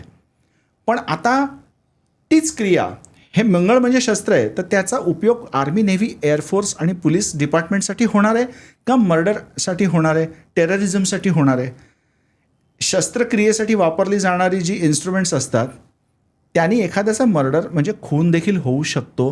पण तेच इन्स्ट्रुमेंट एखादा मोठा सर्जन आयुष्यात त्या माणसाला बरं करण्यासाठी ऑपरेशन करतो पेशंटवर आणि त्याला बरं करतो. म्हणजे त्या इन्स्ट्रुमेंटचा वापर कशासाठी होणार आहे, कोणते हात त्या इन्स्ट्रुमेंटला टच करणार आहेत, त्या हातांमधला जो पत्रिकेतला जी मंगळाची डिग्रिकली पोझिशन आहे ते ठरवणार की मंगळ रक्तपात करेल, चांगल्यासाठी करेल की वाईटासाठी करेल. डॉक्टरसुद्धा रक्तपातच करतो की ऑपरेशन करताना ब्लिडिंग होणारच आहे, पण तो चांगल्यासाठी झालेला रक्तपात आहे. म्हणजे मंगळाची ऊर्जा जी आहे आक्रमक, ती चांगल्यासाठी वापरली गेली. हाच मंगळ इंजिनिअरिंगचाही कारक आहे आणि हाच मंगळ टेलिकम्युनिकेशनचाही, टेलिकॉम सेक्टरचा आणि इलेक्ट्रॉनिक्सचाही कारक आहे. हे सगळं फार गूढ आहे. पण तुमचा जो मला तुम्ही प्रश्न विचारला आत्ता की बाबा हे काय होईल, मग ते उपाय काय, मग त्या ग्रहाची जी एनर्जी आपल्या शरीरावर येते ती अनुकूल होण्यासाठी त्या डिग्रिकली पोझिशन एखाद्याची बिघडली, पर्टिक्युलरली कळलं आहे की बुधाची पोझिशन बिघडली, मग ती पोझिशन आपल्याला चांगली करण्यासाठी कुठल्याही ग्रहाची XYZ मंत्र, त्या ग्रहाचे काय मंत्र, बरं, मग त्या ग्रहाचं रत्न, त्या ग्रहाची उपासना, त्या ग्रहाचं यंत्र आणि त्या ग्रहाचे तांत्रिक विधी, या पंचसूत्रींनी आपल्याला त्या ग्रहाची अनुकूलता आपल्यासाठी वाढवता येते. आणि ग्रहांचे मंत्र हे पेनकिलिंगचं काम करतात. मंत्र म्हणजे पेनकिलर, रत्न म्हणजे अँटीबायोटिक, उपासना म्हणजे अँटॅसिड, यंत्रपूजा ही थोडीशी टफ आहे. ह्या 3 गोष्टी कोणीही करू शकतो, पण यंत्रपूजेला काही विवेक्षित विधी लागतात. ते यंत्र सिद्ध करणे, त्या यंत्राची रोजची पूजा, नियम त्याचे काटेकोर पाळावे लागतात. त्यामुळे थोडंसं ते टफ आहे. आणि 5वी जी क्रिया आहे, तंत्रक्रिया, त्या ग्रहाच्या माध्यमातून तांत्रिक रूपाने त्या ग्रहाच्या देवतेची तंत्रमार्गाने पूजा करणे, हे प्रत्येकालाच झेपेल असं नाही, पण गरज पडली तर ते करावंही लागतं. कारण काट्यानेच काटा काढतात आणि विषानेच विष उतरवतात. जेव्हा कॅन्सरसारखा आजार आहे तर तिथे केमोथेरपी द्यावी लागते, रेडिएशन थेरपी द्यावी लागते. तिथे अँटीबायोटिक देऊन चालत नाही. म्हणून काही समस्या जर का खूप जटिल असतील आणि खूप क्रॉनिक लेवलच्या असतील, मग तिथे तेवढे उपाय करावेच लागतात. जिथे सुईने काम होणार आहे, तलवारीची काय गरज उपायांमध्ये, तर मग तिथे आपण नॉर्मल उपाय देऊन त्या व्यक्तीला सांगू शकतो की बाबा तू हे एवढं एवढं कर. त्या व्यक्तीची जी केस होती त्याच्यामध्ये त्या व्यक्तीला मंत्र, रत्न, उपासना आणि यंत्रपूजनही हे दिलेलं, हे 4 गोष्टी त्याने इमाने इतबारे केल्या होत्या, म्हणून त्याची तीव्रता कमी झाली. पण म्हणजे सगळ्यांनीच म्हणजे एक नवग्रह पूजा किंवा असं काही करावं का? केस टू केस आहे. एखाद्याला पर्टिक्युलरली पूजाच करा हेच म्हण, आता एखाद्याला वेदोक्त मंत्र म्हणायला द्यायला पाहिजे पत्रिका बघून का पुराणोक्त मंत्र द्यायला पाहिजे, हे त्या पत्रिकेचा दर्जा ठरवतो की ह्याला काय झेपणार आहे. तुम्ही डॉक्टर लोक कसं की अँटीबायोटिक काय द्यायचं, ॲझिथ्रोमायसिननी सुरुवात करूया का डायरेक्ट ॲमॉक्सिसिलिन ट्रायहायड्रेट पोटॅशियम क्लॅव्हिलिनेट डायरेक्ट आपण हा डोस देऊया, हे तुम्ही विचार करता. हे त्याला का ओफ्लॉक्सॅक्सिन ह्याला झेपेल का, कधी कधी कुठल्या ड्रगची ॲलर्जी आहे हेही तुमच्या लक्षात येतच ना तुम्हाला बॉडी मेटाबॉलिझम बघून, म्हणून तर तुम्ही केस हिस्ट्री पहिले घेता. तसंच आहे, पत्रिकेत बघून आपल्याला कळतं की ह्याला एखाद्या ग्रहाची तांत्रिक उपासना झेपणार आहे का, सात्विक उपासना झेपणार आहे का, राजसिक उपासना झेपणार आहे. उपासना इन द सेन्स करायची ट्रीटमेंट. जर एखाद्याचा मंगळ खूप अनिष्ट आहे पत्रिकेला, तर तो कुठल्या लेवलचा अनिष्ट आहे. अनिष्ट म्हणजे डेंग्यूमध्ये पण ताप येतो, मलेरियात पण ताप येतो, आणि टायफॉईडमध्ये पण ताप येतो, स्वाईन फ्ल्यूमध्ये पण ताप येतो, कोविडमध्ये पण ताप येतो. म्हणून क्रोसिन आणि डोलो देणार का? अँटीबायोटिक वेगळं ना. टायफॉईडमध्ये मळमळ आणि उलट्यांचं प्रमाण जास्त असतं, डेंग्यूमध्ये डोकं दुखू शकतं. मग अँटीबायोटिक जर डिफरंट होणार असेल तर आपल्याला मंगळाच्या माध्यमातून त्रास झाला आहे का, मंगळ आणि शनीचं कॉम्बिनेशन होऊन त्रास झाला आहे का, मंगळ राहूचं आणि शनीचं तिघांचं कॉम्बिनेशन होऊन त्रास झाला आहे का, रवी राहूचा त्रास झाला आहे. मग झालाय तर कुठल्या हाऊसमधनं झालाय, अष्टमातनं झालाय, षष्टातनं झालाय का 12व्यातनं झालाय. अच्छा, म्हणजे एवढं सगळं ते डिटेल सायन्स आहे. कुठल्या नक्षत्रातनं झालाय, रवी राहूने अटॅक केलाय ह्या समस्येवर, मग कुठल्या नक्षत्रातनं केलाय. ज्येष्ठा नक्षत्रातल्या रवी राहूचं फळ वेगळं आहे, आश्लेषा नक्षत्रातलं वेगळं आहे. आश्लेषा कर्क राशीतलं नक्षत्र येतं, ज्येष्ठा हे वृश्चिक राशीतलं नक्षत्र आहे. नक्की अटॅक केलाय तर कुठल्या नक्षत्रातनं केलाय आणि कसा केलाय, कुठल्या हाऊसेसच्या माध्यमातून केला आणि कोणाचे हात धरलेत एकमेकांनी, ग्रहांनी. रवी मंगळाने हात धरलेत एकमेकाचे राहूच्या माध्यमातून का शनी मंगळाने हात धरलेत बुधाच्या माध्यमातून. हे कॉम्बिनेशन आपल्याला लक्षात घ्यावं लागतं. म्हणून चांगल्या गुरुकडनं हे शिकावं लागतं. ही गुरुमुखी विद्या आहे. कुठेतरी 4 पुस्तकं वाचली, 4 भिंतीत बसून लिहिलेल्या लोकांची पुस्तकं वाचली, कुठला तरी कोर्स केला म्हणून हे शास्त्र येऊ शकत नाही. हेच माझ्या गुरूंनी मला शिकवलं. गुरुशिष्य परंपरेतनंच संथा घ्यावी लागते. एका जन्मात म्हणून ही विद्या येत नाही. इम्प्रोव्हायझेशन फार जरुरी आहे. गुरु ज्ञान देऊन मोकळा होईल, पण त्याचं इम्प्रोव्हायझेशन करणं खूप गरजेचं आहे. बरोबर. आणि मग तुम्ही जे आपण जे एक्झाम्पल घेतोय की एखाद्याचा मंगळ खूप अनिष्ट आहे. बरं, मग मंगळ अनिष्ट आहे, मग कोणाच्या माध्यमातून अनिष्ट झाला तो? त्याला बुधाने बिघडवलं का त्याला शनीने त्रास दिलाय त्या मंगळाला? का रवीमुळे बिघडलंय? नाही, रवी मंगळ तर मित्र आहेत, ते कशाला? कोणी मित्र नाही, कोणी शत्रू नाही, कुठलाही ग्रह शुभ नाही आणि कुठलाही ग्रह अशुभ पण नाही. हे त्या पत्रिकेतल्या डिग्रिकली पोझिशनवर कळेल.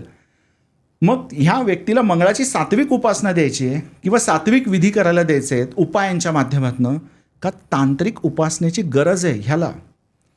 जर आपल्याला सात्विक रूप, आपण जे पूजतो गणेशाचं, गणपती येतात आपल्याकडे भाद्रपदात, तर ते सात्विक रूपाने पूजतो. पण जर का एखाद्याला तांत्रिक मार्गाने गणेशाची आराधना करण्याची गरज आहे, मस्ट त्यांनी केलीच पाहिजे, कारण त्याचा त्याशिवाय जाणारच नाहीये आज प्रॉब्लेम.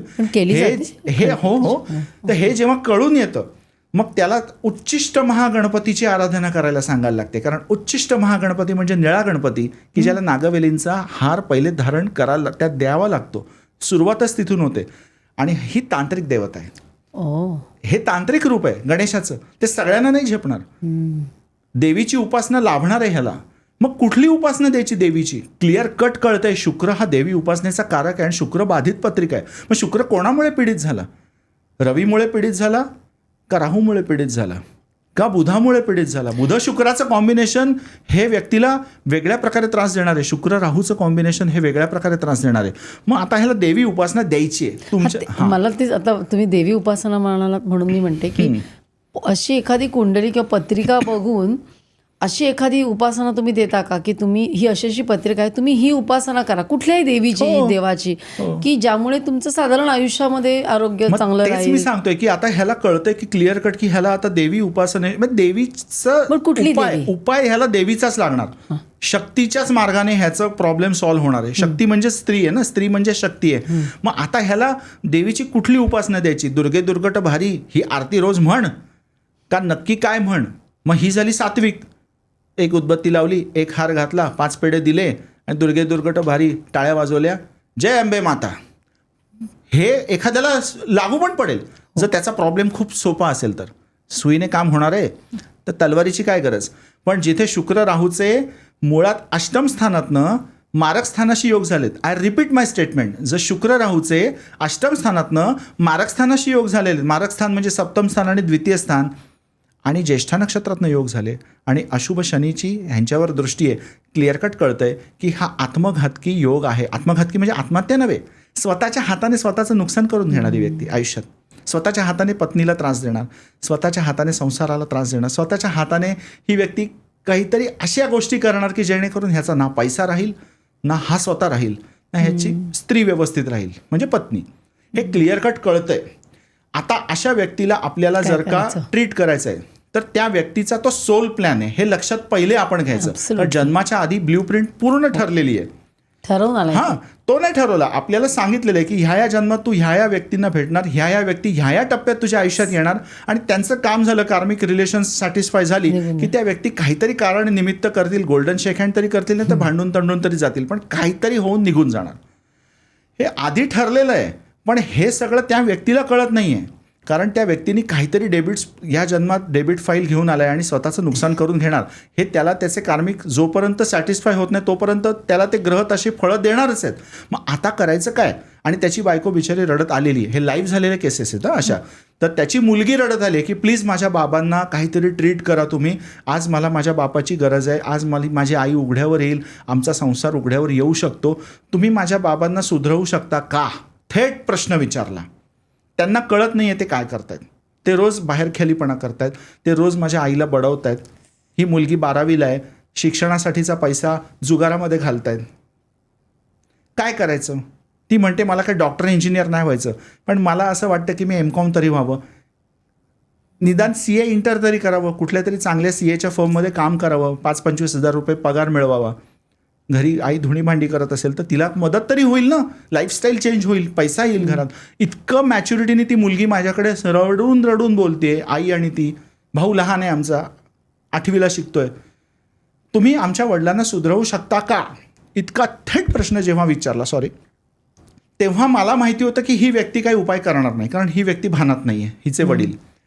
मग आता अशा वेळी एका लेवलच्या बाहेर आपण त्याला हात देऊ शकत नाही हेही कळतंय, पण आपण अशा वेळेला त्याची तीव्रता कमी होण्यासाठी उपाय त्यांच्या पत्नीला, त्यांच्या मुलीला देऊ शकतो ना. उपाय तेच मंत्र, रत्न, उपासना. आता तांत्रिक विधी त्या व्यक्तींना जमणारे नाहीत, कारण त्यांची तेवढी म्हणजे कॅपॅसिटी नाही आहे त्या गोष्टी करण्याची. कारण त्या तांत्रिक विधी पुजण्यासाठी देखील एका चांगल्या जागेची गरज लागते, वास्तू तिथे शुद्ध हवी. मग त्यांना मंत्र दिले, त्यांना ज्या बजेटमध्ये परवडतील त्या बजेटमधली रत्न दिली आणि उपासना दिल्या. तिथे प्रत्यंगिरा हे देवीचं रूप, मी त्यांना नाही सांगू शकत की प्रत्यंगिरेचं स्तोत्र म्हणा, देवीचं रूप आहे शक्तीचं, प्रत्यंगिरा रूप, प्रत्यंगिरा स्तोत्र. त्यांना मुळात त्याचं उच्चारण पण नाही येणार. किंवा कुंजिका स्तोत्र, डामरतंत्रातलं कुंजिका स्तोत्राचा तुम्ही वापर करा असंही मी सांगू शकत नव्हतो, कारण त्यांना ते झेपणार नाही. एखादी वायर म्हणजे तार आहे तांब्याची, ती 4 व्होल्टच झेपू शकतात, त्याच्यातनं 4 व्होल्टचा करंटच जाऊ शकतो, करंट. प्रत्यंगिरा स्तोत्र म्हणजे 1000 व्होल्टचा करंट आहे. देवीचं रूप तेच आहे, पण त्याची शक्ती एवढी अफाट आहे, व्हायब्रेशन्स एवढी अफाट आहेत. कुंजिका स्तोत्र. किंवा जर मी डायरेक्ट त्यांना सांगू शकलो, म्हणजे सांगायची इच्छा झालेली होती मला खरी, पण मी रोखलं मला, कारण मला माहिती होतं की जर ती उपासना त्यांना नाही करता आली तर त्यांनाच त्याचा त्रास होईल, आणि मी त्यांना ते सांगितलं म्हणजे मी पण तिथे कर्मबंधनात अडकू शकतो. महात्रिपुरसुंदरी, दशमहाविद्येतलं 3रं रूप, हे गरजेचं होतं त्यांना तिथे सुखवस्तू, आयुष्य चांगलं मिळण्यासाठी. पण महात्रिपुरसुंदरीचं विधी देणं साधी गोष्ट नाही आहे. माझ्या गुरुमुखातनं, माझ्या गुरुकृपेने, माझे गुरूंनी मला हे सगळं शिकवलेलं आहे. आजही मी काही अशा गोष्टींचा अभ्यास करतो की मी ज्या बोलू नाही शकत, पण आहे माझं पाथवरती आहे, मी आजही शिकतोय. तर मी माझ्या गुरूंना विचारलं की हे, ते म्हणाले नाही, हे झेपणार नाही त्यांना. मग काय केलं तर, बाबा तू सप्तशतीचे पाठ कर बाबा. सप्तशतीचे पाठ ही सात्विक उपासना आहे, आणि तुम्ही करा ते. तो माणूस करणार नाही, तो माणूस भानातच नाही आहे, त्याला कळतच नाही तो काय करतोय. बरोबर. मग त्यांनी ते करण्याचा प्रयत्न केला. रत्न घालणार नाही, विकून येईल तो. चांदी पण विकून येईल, सोन्यात तर परवडणार नाही, पण चांदी पण विकून येईल. मग अशा वेळी त्या रत्नावरती मी हिलिंगच्या काही मॉडॅलिटीजचा अभ्यास केलेला आणि आजही करतोय. तर काही गोष्टीने त्या रत्नाला हिलिंग देऊन, त्या रत्नाचं योग्य ते प्रमाणात काही गोष्टींमध्ये पाणी जे असतं हिल देऊन, ते पाणी आपण स्वयंपाकात त्यांना वापरायला देऊ शकतो. हाही प्रकार करता येतो, कारण हिलिंग हे एक फार मोठी मॉडॅलिटी आहे. हां, रत्नातनं ऊर्जा खेचून घेण्याची क्षमता हिलिंग दिली तर अजून वाढू शकते. प्रिझम टेस्ट असते, प्रत्येक रत्नाची प्रिझम टेस्ट असते. रत्न म्हणजे अंधश्रद्धा नव्हे. रत्नाला आयुर्वेदाने औषधी मानलंय. हो, की डर्मॅटॉलॉजी, न्यूरोलॉजी, गॅस्ट्रोएंट्रोलॉजी, एंडोक्रायनॉलॉजी, हां, किंवा ENT, नाक कान घसा, हे असे कैक आजार जेव्हा होतात तेव्हा बुध हा ग्रह, मिथुन राशी आणि कन्या राशीचा मालक बुध, ह्यांचा थेट संबंध ह्याच्याशी सगळ्याशी आहे. मग 5 रत्नाचं भस्म वापरा ह्या सगळ्या आजारांवर. औषधांमध्ये ह्याचा 5चा मिक्स करा भस्म, असं वर्णन ॲक्च्युली वाघवट संहितेत, चरकसंहितेत चरकाने आणि वाघवटाने केलेलं आहे. BAMSच्या पहिल्या वर्षामध्ये का दुसऱ्या वर्षामध्ये आयुर्वेदिक कोर्स जो आहे डॉक्टर होण्याचा, त्याच्यात पहिल्या का दुसऱ्या वर्षात माहीत नाही मला, पण रत्नांची भस्म कशी करतात आणि आयुर्वेदामध्ये औषधं कशी वापरतात ह्याचं वर्णन आहे की. मग ते चरक संहितेतला चरक जो आहे, जो शास्त्रज्ञ, आणि वाघभट संहितेतला वाघभट जो आहे, ते शास्त्रज्ञ नव्हते का, ते महान सायंटिस्ट होते. मग ही अंधश्रद्धा कशी होऊ शकते? मी का बोलतोय हे, कारण हे लेमॅनचे प्रश्न आहेत जे रोज मला लोक विचारतात भाबडेपणाने, कारण त्यांना माहीत नसतं ह्याच्याविषयी, म्हणून ते टीका करतात. ते चुकीचे आहेत म्हणून टीका करतात का त्यांना काहीतरी माझं वाईट चिंतायचं आहे म्हणून टीका करतात, असं नाही आहे. त्यांना अज्ञान आहे म्हणून ते टीका करतात. मग मी त्यांना सांगतो की रिफ्रॅक्टोमीटर म्हणून नावाचा एक इन्स्ट्रुमेंट आहे, की जेमॉलॉजीचा अभ्यास मी केलेला आहे. ॲक्च्युली लॅबमध्ये जेम्सचं टेस्टिंग करताना रिफ्रॅक्टोमीटरचा अंदाज घेऊन प्रिझम टेस्टमधून रत्नातून कॉस्मिक रेज कसे पासान होतात त्याचं गणित काढता येतं. वर्तनांक म्हणतात त्याला मराठीत. रिफ्रॅक्टिव्ह इंडेक्स हे त्याचं नाव आहे इंग्लिशमध्ये, आणि ती रिफ्रॅक्टिव्ह इंडेक्स प्रत्येक रत्नाला असते. रत्नाचं डायमेन्शन काय, कट, कलर, क्लॅरिटी, कॅरेट म्हणजे वजन, 4C फॅक्टर्स काय, रत्नाची ग्रॅव्हिटी किती, हार्डनेस किती त्या रत्नाचा, हे सगळं सायंटिफिक भाग झाला. ह्यात जेमॉलॉजीचा भाग झाला. रत्नाचा थर्मल हिटिंग प्रोसेसनी त्या रत्नाचा कलर एन्हान्स करता येतो. बरं, मग हिटेड आणि ट्रीटेड रत्न कशी असतात, लॅब ग्रोईंग रत्न कशी, हा सगळा जेमॉलॉजीचा भाग झाला. पण त्या व्यक्तीला बजेटमध्ये परवडेल असं मी त्यांना बजेट विचारलं, त्यांना उपलब्ध करून दिलं, त्याच्यावरती हिलिंग दिली आणि त्याची रिफ्रॅक्टिव्ह इंडेक्स बदलत नाही, पण हिलिंग ग्रहण करण्याची आणि कॉस्मिक रेज शरीरात वाढवण्याची क्षमता चांगली होते. त्या व्यक्तीचा एवढं मात्र त्यांना फायदा झाला की ती व्यक्ती जिथे कुठे नको त्या गोष्टी रोज बाहेर जाऊन करत होती त्याच्यात 100% फरक पडला. आणि एक दिवस त्या व्यक्तीला इतका जोरात ॲक्सिडेंट झाला आणि ती व्यक्ती कायमची मस्तपैकी घरी रोज बसली. आज ती व्यक्ती मुलीचा आणि बायकोचा आधार घेतल्याशिवाय चालू नाही शकत.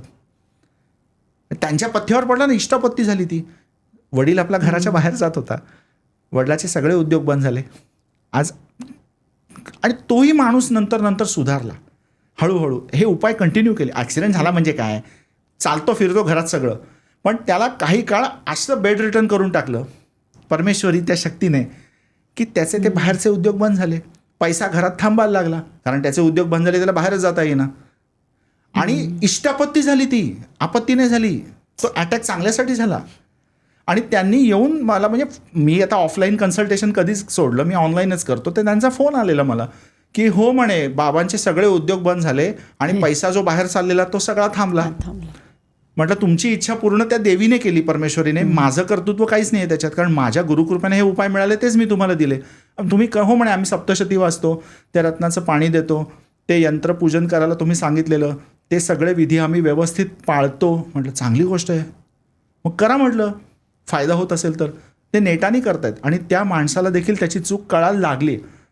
माणूस या नात्याने कधीतरी उफाळून येतो त्याचा तो प्रकार, पण म्हणतात ना दगडापेक्षा वीट मऊ झाली.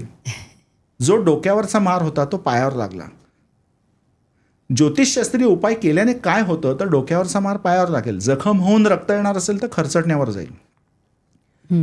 50 लाखाला जर नुकसानीत जाणार असेल, 50-60 लाखाला, तर 2-3 लाखात स्वस्त्यात सुटेल. मग आता असं नका विचारू 2-3 लाख का गेले बाबा, 50-60 लाखाला नुकसानीत जाणार होतास, थोडक्यात तुला देवाने तुझं डेबिट चुकवलं. माझ्याकडे असे व्हिडिओ लोकांनी टेस्टिमोनियल्स कैक पाठवले की ॲक्सिडेंटचे योग आहेत, क्लिअर कट लिहून दिलं की ह्या भागावर ॲक्सिडेंट होण्याचे चान्सेस आहेत, सांभाळून राहा. व्हिडिओ डॅशकॅममधला ॲक्सिडेंटचे व्हिडिओ पाठवलेत की ह्या पिरियडमध्ये खरंच ॲक्सिडेंट झाला, पण उपाय केलेले होते. 2-3 टाके पडले, बाजूचा पूर्णपणे चेपला, बेड रिटर्न होईपर्यंत 5-6 महिने आतमध्येच होता हॉस्पिटलमध्ये. आलाय बाहेर, पण गाडी तर भंगारात गेली, इन्शुरन्स पण नाही झाला. ह्यांना 2-3 टाके पडले आणि हे बाहेर आले. आता टीकाच करायची एखाद्याला तर तो पटकन बोलेल गाडी चांगली असेल, मग तुम्ही गाडी चांगली असेल तर ते ज्योतिषशास्त्रावर का क्रेडिट देता. अरे गाडी चांगलीच होती तर गाडी चांगली नव्हती तर गाडी वॅगनार होती. मी एवढं म्हणेन की वॅगनारमधला इतका जोरात ॲक्सिडेंट आणि डॅशकॅममध्ये रेकॉर्ड झालेली गोष्ट आहे, पण ज्यांनी उपाय केलेले होते ना, हे परमेश्वरी कृपा आहे. हे मी शब्दात मांडू शकत नाही किंवा सायन्सनी सिद्ध करू शकत नाही. दुधात लोणी आहे का? हो आहे. दिसतं का? डायरेक्ट दुधातनं लोणी काढून दाखवता येईल का? नाही येणार, शक्य नाही आहे. हे असंच आहे. हे आर्ग्युमेंट करायला गेलं तर कोणी कसंही करू शकतं की तुम्ही सगळ्या गोष्टी ग्रहांवर सोडून देता तर मग काय होणार. अरे ग्रहांवर नाही सोडल्या, त्याच्या नशिबातच ऑलरेडी तो विक्टीम होणार नाही हे ठरलेलं होतं, म्हणून त्याने उपाय केले. बरोबर, ते कुठेतरी पूर्वनियोजित असतं. पण सध्या ना मी जास्तीत जास्त सध्या पेशंट म्हणजे साधारण आपण म्हणू शकतो दर 3 लोकांमधला एक माणूस हा मानसिक रोगाने आजारी असतो. एन्झायटी, डिप्रेशन, सतत वरी करणं, झोप न येणं. तर हे आपल्याला पत्रिकेत दिसतं का? कारण ते तसा काही तो आजार म्हणावा तर शारीरिक नसतो, तर हा दिसतो का? म्हणजे असं म्हटलं जातं ना त्याचा चंद्राशी संबंध आहे. खूप छान प्रश्न विचारताय. तर अशा वेळेला काही केलं पाहिजे का? साधे सोपे उपाय की जे कुणी की म्हणजे आपले जे प्रेक्षक ऐकत आहेत की नाही मला जरा नैराश्य आलंय, थोडंसं झोप लागत नाही, काहीतरी सिंपल असे उपाय सांगा की तू गौरवजींकडे न येता थोडंसं त्यांना एक शांतता लाभेल मनाला. बरं, मुळात तुम्ही जो प्रश्न विचारलात ना तो चित्तोत्थ निजदोष ह्या प्रकारात मोडतो. निजदोष, शरीरोत्थ निजदोष आणि चित्तोत्थ निजदोष. बघा, निजदोष, शरीरोत्थ निजदोष, चित्तोत्थ निजदोष आयुर्वेदात वर्णन आहे, बृहदपराशरीत वर्णन आहे ह्यांचं, की एखादी व्यक्ती शरीरातला आजार घेऊनच आली, शरीरोत्थ निजदोष येते, डायबिटीसच झाला, जन्मतःच काहीतरी झालं. पण तुम्ही जो म्हणताय ना तर मानसिक येते. चित्तोत्थ म्हणजे मन, चित्त म्हणजे मन चंद्राला ल्युना म्हटलंय, ल्युनॅटिक म्हणजे ज्याची मनस्थिती ठीक नाहीये तो. पण नुसता चंद्र नाही बघतायत तिथे, तर तिथे मारक आणि बाधक स्थानही बघावी लागतात. मारक स्थान म्हणजे सप्तम स्थान आणि द्वितीय स्थान, आणि बाधक स्थान हे प्रत्येक पत्रिकेनुसार वेगवेगळं असतं. हे मी खोलात टेक्निकल जात नाही, पण प्रत्येक व्यक्तीच्या पत्रिकेला बाधक स्थान हे वेगळं असतं. म्हणजे चरलग्नाच्या पत्रिका ज्या आहेत, चरलग्न राशीच्या पत्रिका मेष, कर्क, तुळ आणि मकर ह्यांच्यासाठी बाधक स्थान हे 11वं आहे. स्थिर तत्वाच्या लग्नाच्या राशी ज्या आहेत, वृषभ, सिंह, वृश्चिक आणि कुंभ ह्यांच्यासाठी 9वं स्थान हे बाधक स्थान आहे. आणि द्विस्वभावी राशींची लग्न जर असतील म्हणजे मिथुन, कन्या, धनु आणि मीन त्यांच्यासाठी 7म स्थान हे बाधक स्थान आहे. 7म स्थान हे प्रत्येक व्यक्तीसाठी मारक आहे, पण द्विस्वभावी लग्न राशी ज्या असतील मिथुन, कन्या, धनु आणि मीन ह्यांच्यासाठी बाधक स्थान आणि मारक स्थान हे 7मच आहे. मग हा जो प्रश्न तुम्ही विचारलाय हा या स्थानांशी निगडित आहे. पंचम आणि अष्टम स्थानातनं, आय रिपीट माय स्टेटमेंट, पंचम आणि अष्टम स्थानातनं पत्रिकेतल्या चंद्राशी आणि बुधाशी जर का अतिक्रूर योग झाले, क्रूर ग्रहांचे, पापग्रह ही संज्ञा नाही आहे, पराशरांनी वापरलेली संज्ञा काय आहे, क्रूर ग्रह आणि सौम्य ग्रह. मग चंद्रासारखा फ्रॅजाईल प्लॅनेट, बुधासारखा फ्रॅजाईल सौम्य प्लॅनेट ह्यां की जे बुद्धीचा कारक बुध आणि मनाचा कारक चंद्र, तर ते जे निजदोष होतात, चित्तोत्थ निजदोष, ते त्याच्यातनं बाधक स्थान, पंचम स्थान आणि अष्टम स्थान ह्याच्याशी निगडित असायलाच पाहिजे. चंद्रावर जेव्हा असे योग होतात तेव्हा सायकॉसिस, पॅरानोइया, हायपरटेन्शन, चिडचिड होणं, ॲसिडिटीमुळे आलेली चिडचिड जी असते ती वेगळी आहे. आणि काहीतरी हॅल्युसिनेशन होऊन तो काहीतरी मला त्रास देतो, अरे तिथे कोण नाही राजा, कोण खरंच कोण नाही, तो मला दिसतो ना, ही जी मनाची अवस्था होते स्किझोफ्रेनिया ह्याला म्हणतात. मग ही अवस्था पत्रिकेतनं लोकेट निश्चित करता येते. पण ह्याच्यावरती आपल्याला जर उपाय द्यायचे असतील तर ते उपाय म्हणजे काय, तर प्रत्येकाला आपण एक गुटी देणं, एक चूर्ण देणं हे खूप चुकीचं होईल. कारण की त्याचा चंद्र परत तेच की पंचम आणि अष्टम स्थानातनं बुधचंद्र हे राहूनी पीडित आहेत, शनीनी पीडित आहेत, का शनी राहूच्या कॉम्बिनेशनने पीडित आहेत, का मंगळ राहूच्या कॉम्बिनेशन, का तिघांनी हातात हात घालून अटॅक केला. मग आपण जनरल उपाय देणं हे खूप मोठं चूक ठरेल. म्हणून ही पत्रिका टू पत्रिका हे बघायला पाहिजे. तरी आपण एक जनरलाइज म्हणतात ना, एक टॉनिक देणं, बिकॉसिल, बी कॉम्प्लेक्स, हे एक जनरलाइज टॉनिक जर द्यायचं असेल, हां, न्यूरोबिन फोर्ट ही गोळी आहे, जनरलाइज गोळी आहे, तर मग काय, तर मनाची अवस्था नीट करण्यासाठी मारुती स्तोत्र जे आहे आपल्या समर्थ रामदास स्वामींनी म्हटलेलं, जे लिखित स्वरूपात त्यांनी दिलं जगाला, ते रोज म्हणावं. किंवा हनुमान चालिसा म्हणावी, रोजची म्हणावे, 11 पाठ तरी करावे, निदान 11 पाठ तरी करावे, 21 वेळा नवग्रह स्तोत्र रोज म्हणावं, रोज म्हणावं. त्यांनी हानी काहीच होणार नाही. ते जनरल टॉनिक आहे हो, पण तांत्रिक उपासना त्या पर्टिक्युलर ग्रहाची करायला जाऊ नये, तो त्रास होऊ शकतो. जनरलाइज उपासना केल्या, गणेशाचं अथर्व शीर्ष वगैरे म्हटलं तर ते ठीक आहे, म्हणजे मनाला बळ येण्यासाठी हे सगळं करायचं आहे. पण जोपर्यंत सटीक उपाय प्रॉपर पत्रिका दाखवून ते मांडत नाहीत की ह्याला कुठली उपासना लागेल, रुद्रयामलातली उपासना लागेल का ब्रह्मयामलातली उपासना द्यावी, का ह्याला काय द्यावं, हे उपासना म्हणजे विधी उपाय काय द्यावे, तर हे आपल्याला पर्टिक्युलर पत्रिका बघितल्याशिवाय पुढे जाताच येणार नाही. अजून एक असा प्रश्न आहे की एखाद्या व्यक्तीला काय आजार आहे म्हणा, किंवा त्याच्या आयुष्यात काही एखादी मोठी घटना घडणार आहे, तर त्यांच्या कुटुंबातल्या व्यक्तींच्या पत्रिकेचा त्याच्यावर किती प्रभाव पडतो. जसं एखादी व्यक्ती आहे, ती मला विचारते की ओव्हरऑल आमच्या आयुष्यातलं सांगावं, तर ओव्हरऑल सांगा, तर ओव्हरऑल असं काहीच नसतं. बघा, तुमच्या प्रश्नाचा रेलेव्हन्स घेऊन मी पुढे जातोय. म्हटलं तुझा प्रश्न स्पेसिफिक मांड, म्हटलं तर त्यांनी मला पटकन सांगितलं, माझा प्रश्न आहे की वय वर्ष 38 आहे, लग्न जमत नाही आहे, आता काय करायचं. मग म्हटलं ठीक आहे, तू फक्त, माझा एकच प्रश्न आहे हो, मला बाकी काय नाही, मस्त नोकरी आहे, मला किती पगार आहे, 2.5 लाख रुपये पगार आहे महिन्याला, एकही मुलगी पसंत मला पडत नाही किंवा ती मुलगी पसंत करत नाही असं तो मला म्हणतोय. त्याची आई पण म्हणाली, अहो मुलं आमच्याकडे आता स्कोडा घेतली त्यांनी. म्हटलं चांगली गोष्ट आहे, मग 3 BHKचा फ्लॅट आहे, पण एवढं सगळं बघून मुली येतात आणि परत जातात. बरं, दिसायला पण चांगलं आहे, असं पण नाही व्यंग आहे काय, 38 वय आलं, आता करायचं काय म्हणे, चांगली गोष्ट आहे. म्हटलं तुझा प्रश्न, आमचा एकच प्रश्न आहे, ठीक आहे, प्रश्न विवाह, विवाहस्थान 7म स्थान, विवाह करून काय करणार रे म्हटलं.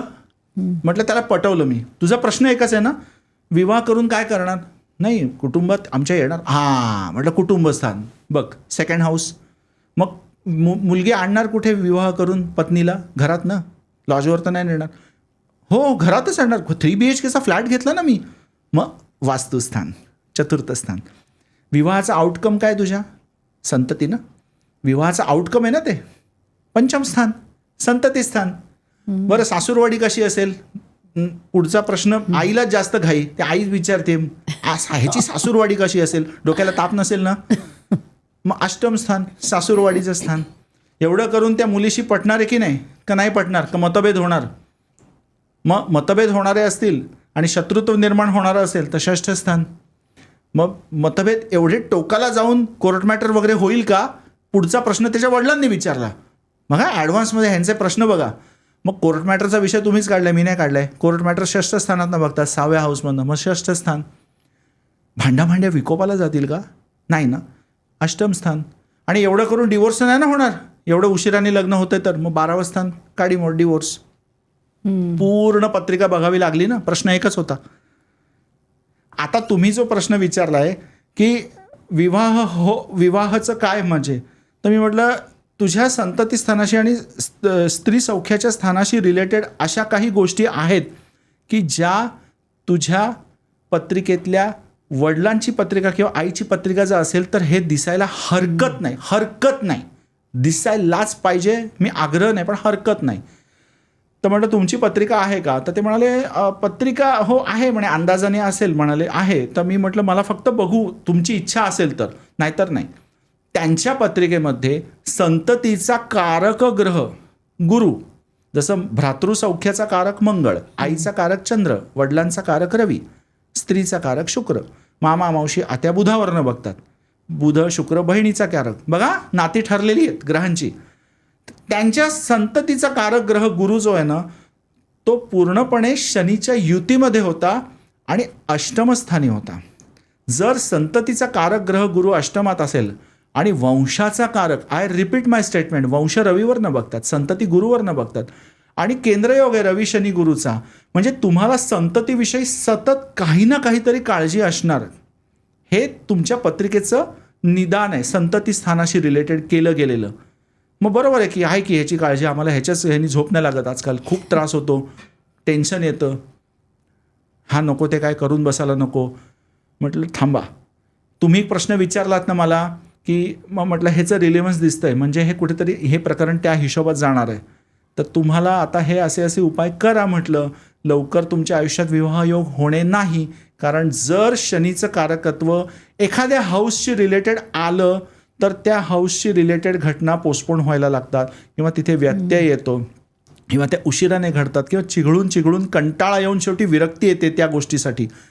तर शनीचं कारकत्व तिथे होतं. विवाहस्थानाचा डायरेक्ट लॉर्ड होता जो, तो शनीच्या नक्षत्रात होता आणि पूर्णपणे मंगळ बाधित होता. शिवाय विवाहस्थानाचा कारक प्लॅनेट जो आहे, विवाह या संस्थेचा कारक प्लॅनेट शुक्र आहे स्त्री सौख्याचा, तो शुक्र परत बुध शनी बाधित होता. म्हणजे विवाहाला किती लेट होणार, कारण शनी हा ग्रहच, त्याची गतीच मंद आहे. तुम्ही म्हणाल की शनीवरती काही सोडून निघून जा, म्हणजे काय एखादी गोष्ट नाही, शनी असं नाही आहे, हे मिथ आहे. चंद्रासारखा फास्ट प्लॅनेट 2.5 दिवसात राशी बदलतो. चंद्राला त्याच राशीत परत यायला 30 दिवस लागतात. शनीला राशी बदलायलाच 2.5 वर्ष लागतात. त्याच राशीत परत यायला 30 वर्ष लागतात. जेव्हा माणसाची आयुष्याची 60 कंप्लीट होते, 60 वर्ष देहाला पूर्ण होतात, शनीची 2 भ्रमणं त्याने बघितलेली असतात, 30 वर्षाचं एक आणि 30, म्हणून 60 शांत केली जाते. असा हा मंदगती ग्रह शनी जेव्हा विवाहस्थानासारख्या ग्रहाशी कुठूनही रिलेट झाला आणि कंट्रोल बाय सॅटर्नचा इफेक्ट आला, तर शनी हा विरक्तीचा कारक आहे.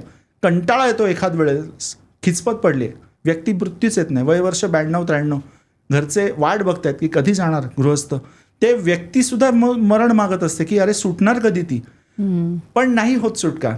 खिचपत पाडणे, बेड रिटर्न करणे, अपंगत्व आणून चालत्या घडीला खीळ मारणे, दीर्घ मुदतीने रखडवून ठेवणे, कॉन्ट्रॅक्शन काढून घेणे, हे सगळं शनीचं कारकत्व आहे. शनीशी रिलेटेड जर का विवाहस्थान बाधित असेल तर विवाह उशिरा होण्याचे चान्सेस ॲट हायर साईड. बघा स्टेटमेंट काय, चान्सेस ॲट हायर साईड.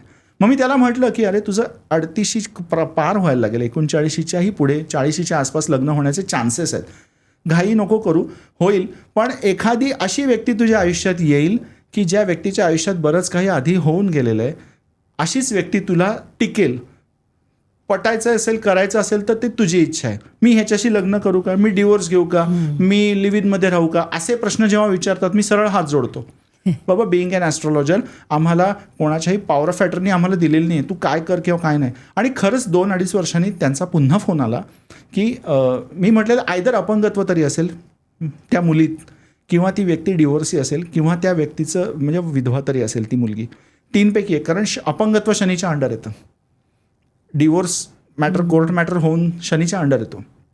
किंवा काहीतरी उणं मिळणार, वैवाहिक जीवनाशी रिलेटेड तुला उणं मिळणार, हे 100% सत्य आहे. ते ॲक्सेप्ट केलंस तर सुखी होशील. नाही त्याला व्यवस्थित मिळालं, ह्याला व्यवस्थित मिळालं, अरे त्याच्या पत्रिकेत ते योग होते म्हणून त्याला इतर काही गोष्टी कमी असतील ना दिलेल्या, तो विचार नको करू. तुझा सोल प्लॅन वेगळा आहे, तुझी पत्रिका वेगळी आहे. 2 जुळ्यांच्या कुंडल्या सारख्या नसतात. एक मेकॅनिकल इंजिनियर आहे जुळा आणि एक डेंटिस्ट आहे. एकाचं लग्न झालेलं नाही आणि एक बिचारा आहे व्यवस्थित चालू आहे, सो अँड सो चालू आहे. मग असं का होतं? मग 2 जुळ्यांचीच आयुष्य सारखी नसते. हा काढता येतो डिफरन्स, उपनक्षत्र स्वामी आणि अक्षवेदांशाचं गणित मांडून मायन्यूट डिफरन्स काय आहे तो काढता येतो. पण जरुरी नाही प्रत्येक वेळेला हे गणित मांडत बसा आणि हे करा. तर मग 2 वर्षांनी त्यांनी फोन केला मला की पायात थोडासा डिफेक्ट आहे, चालायला त्रास होतो आणि त्या व्यक्तीचा डिवोर्स झालेला आहे आणि असं स्थळ आलं आहे आणि त्या दोघांचंही एकमेकाशी जुळतं आहे, तर करायचं का? म्हटलं अहो थांबलेत कशाला, मग तो रिझल्ट दिला की उपाय केले 2 वर्ष तुम्ही न, जे त्यांना उपाय दिलेले शनीची पीडा कमी होण्यासाठी, पीडा नसते ते इफेक्ट कमी होण्यासाठी, त्याचं फळलं की मग. आणि 40ला त्या मुलाचं लग्न झालं. ती मुलगी शिक्षिका आहे एका शाळेमध्ये, पायात डिफेक्ट आहे त्या मुलीच्या आणि त्या मुलीचा डिवोर्स झालेला आहे. पण हे कारकत्व त्याच्या नशिबी होतं, ते त्याने ॲक्सेप्ट केलं. आज हॅपी मॅरिड लाईफ आहे, काही प्रॉब्लेम नाही. हा प्रकार आपल्याला दिसून येतो त्या व्यक्तीच्या वडिलाच्या पत्रिकेत दिसून आला ना. संततीशी रिलेटेड काहीतरी प्रॉब्लेम, त्यांना प्रॉब्लेम नव्हता पण चिंता असणार. त्या मुलाला एक आजारही होता, दम्याचा आजार होता त्याला, श्वसनाला त्रास. श्वसन मार्ग हा मिथुन राशीवर येतो. लंग्स, रेस्पिरेटरी सिस्टीम हे मिथुनेचं काम आहे आणि विशुद्ध चक्र म्हणजे थ्रोट चक्र आपला घसा. तर त्यांच्या पत्रिकेला काहीतरी दिसतंय की मुलाच्या बाबतीत काळजी असणार आहे. मग त्यांना आजार असेल, विवाह असेल, काहीतरी चिंता लागणार. गुरु बाधित आणि पंचम स्थानाचा पंचम स्थान संतती स्थान आहे. पंचमेश अष्टमात गुरु शनी युती आणि रवीही तिथे अंशात्मक केंद्रयोग हा वाईट असतो त्यांचा. मग त्यांना ते झालं की मुलाच्या बाबतीत काहीतरी आजार होता, श्वसनाचा आजार होता, त्याला सतत अस्थमा आणि ह्याचा त्रास व्हायचा आणि तो सतत पंप घेऊन बसायचा. म्हणजे ते एक टेन्शन, त्याच्यातनं लग्न जमत नव्हतं. म्हटलं झाली, ग्रहांची इच्छा पूर्ण झाली. तुमच्या मुलाला तो काळजी तुमची व्हायलाच लागणार होती, म्हणजे तुम्हाला काळजी लागणारच होती संतती झाल्यापासून, ती लागली, फळ मिळालं. पण ते त्यांच्या पत्रिकेत दिसलं ना. म्हणजे काहीतरी दिसतं आपल्याला 100% म्हणजे दिसणार.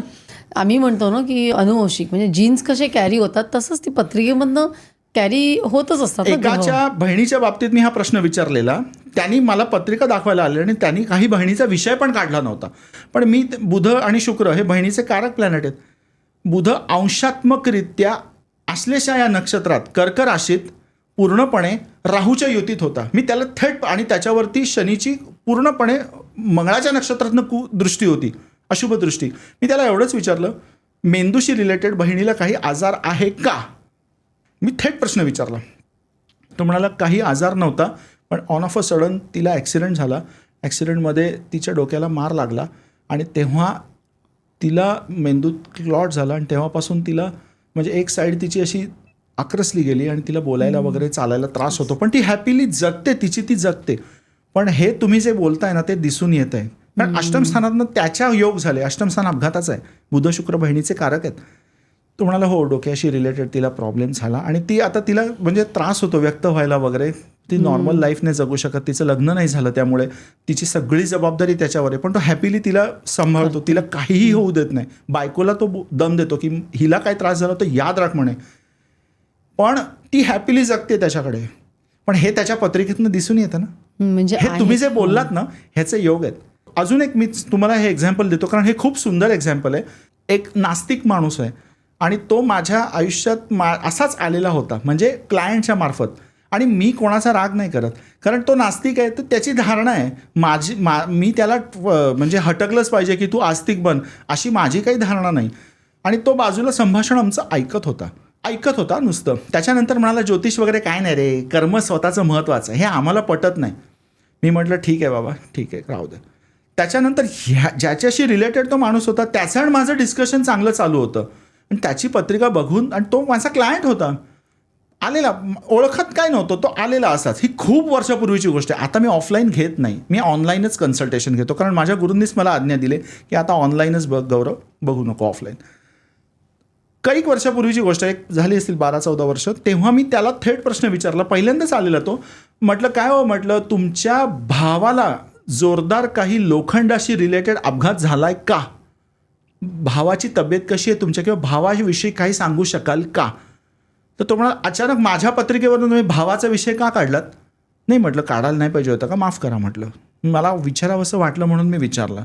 तो म्हणाला, भावाला रेल्वे ॲक्सिडेंट झाला, भाऊ गेला म्हणे रेल्वेखाली, चुकीचं क्रॉसिंग करत होता. लोखंड, रेल्वे रूळ, शनी लोखंडाचा कारक, मंगळ यंत्राचा कारक, यंत्र ज्या धातूचं बनलं आहे तो लोखंड म्हणजे शनी.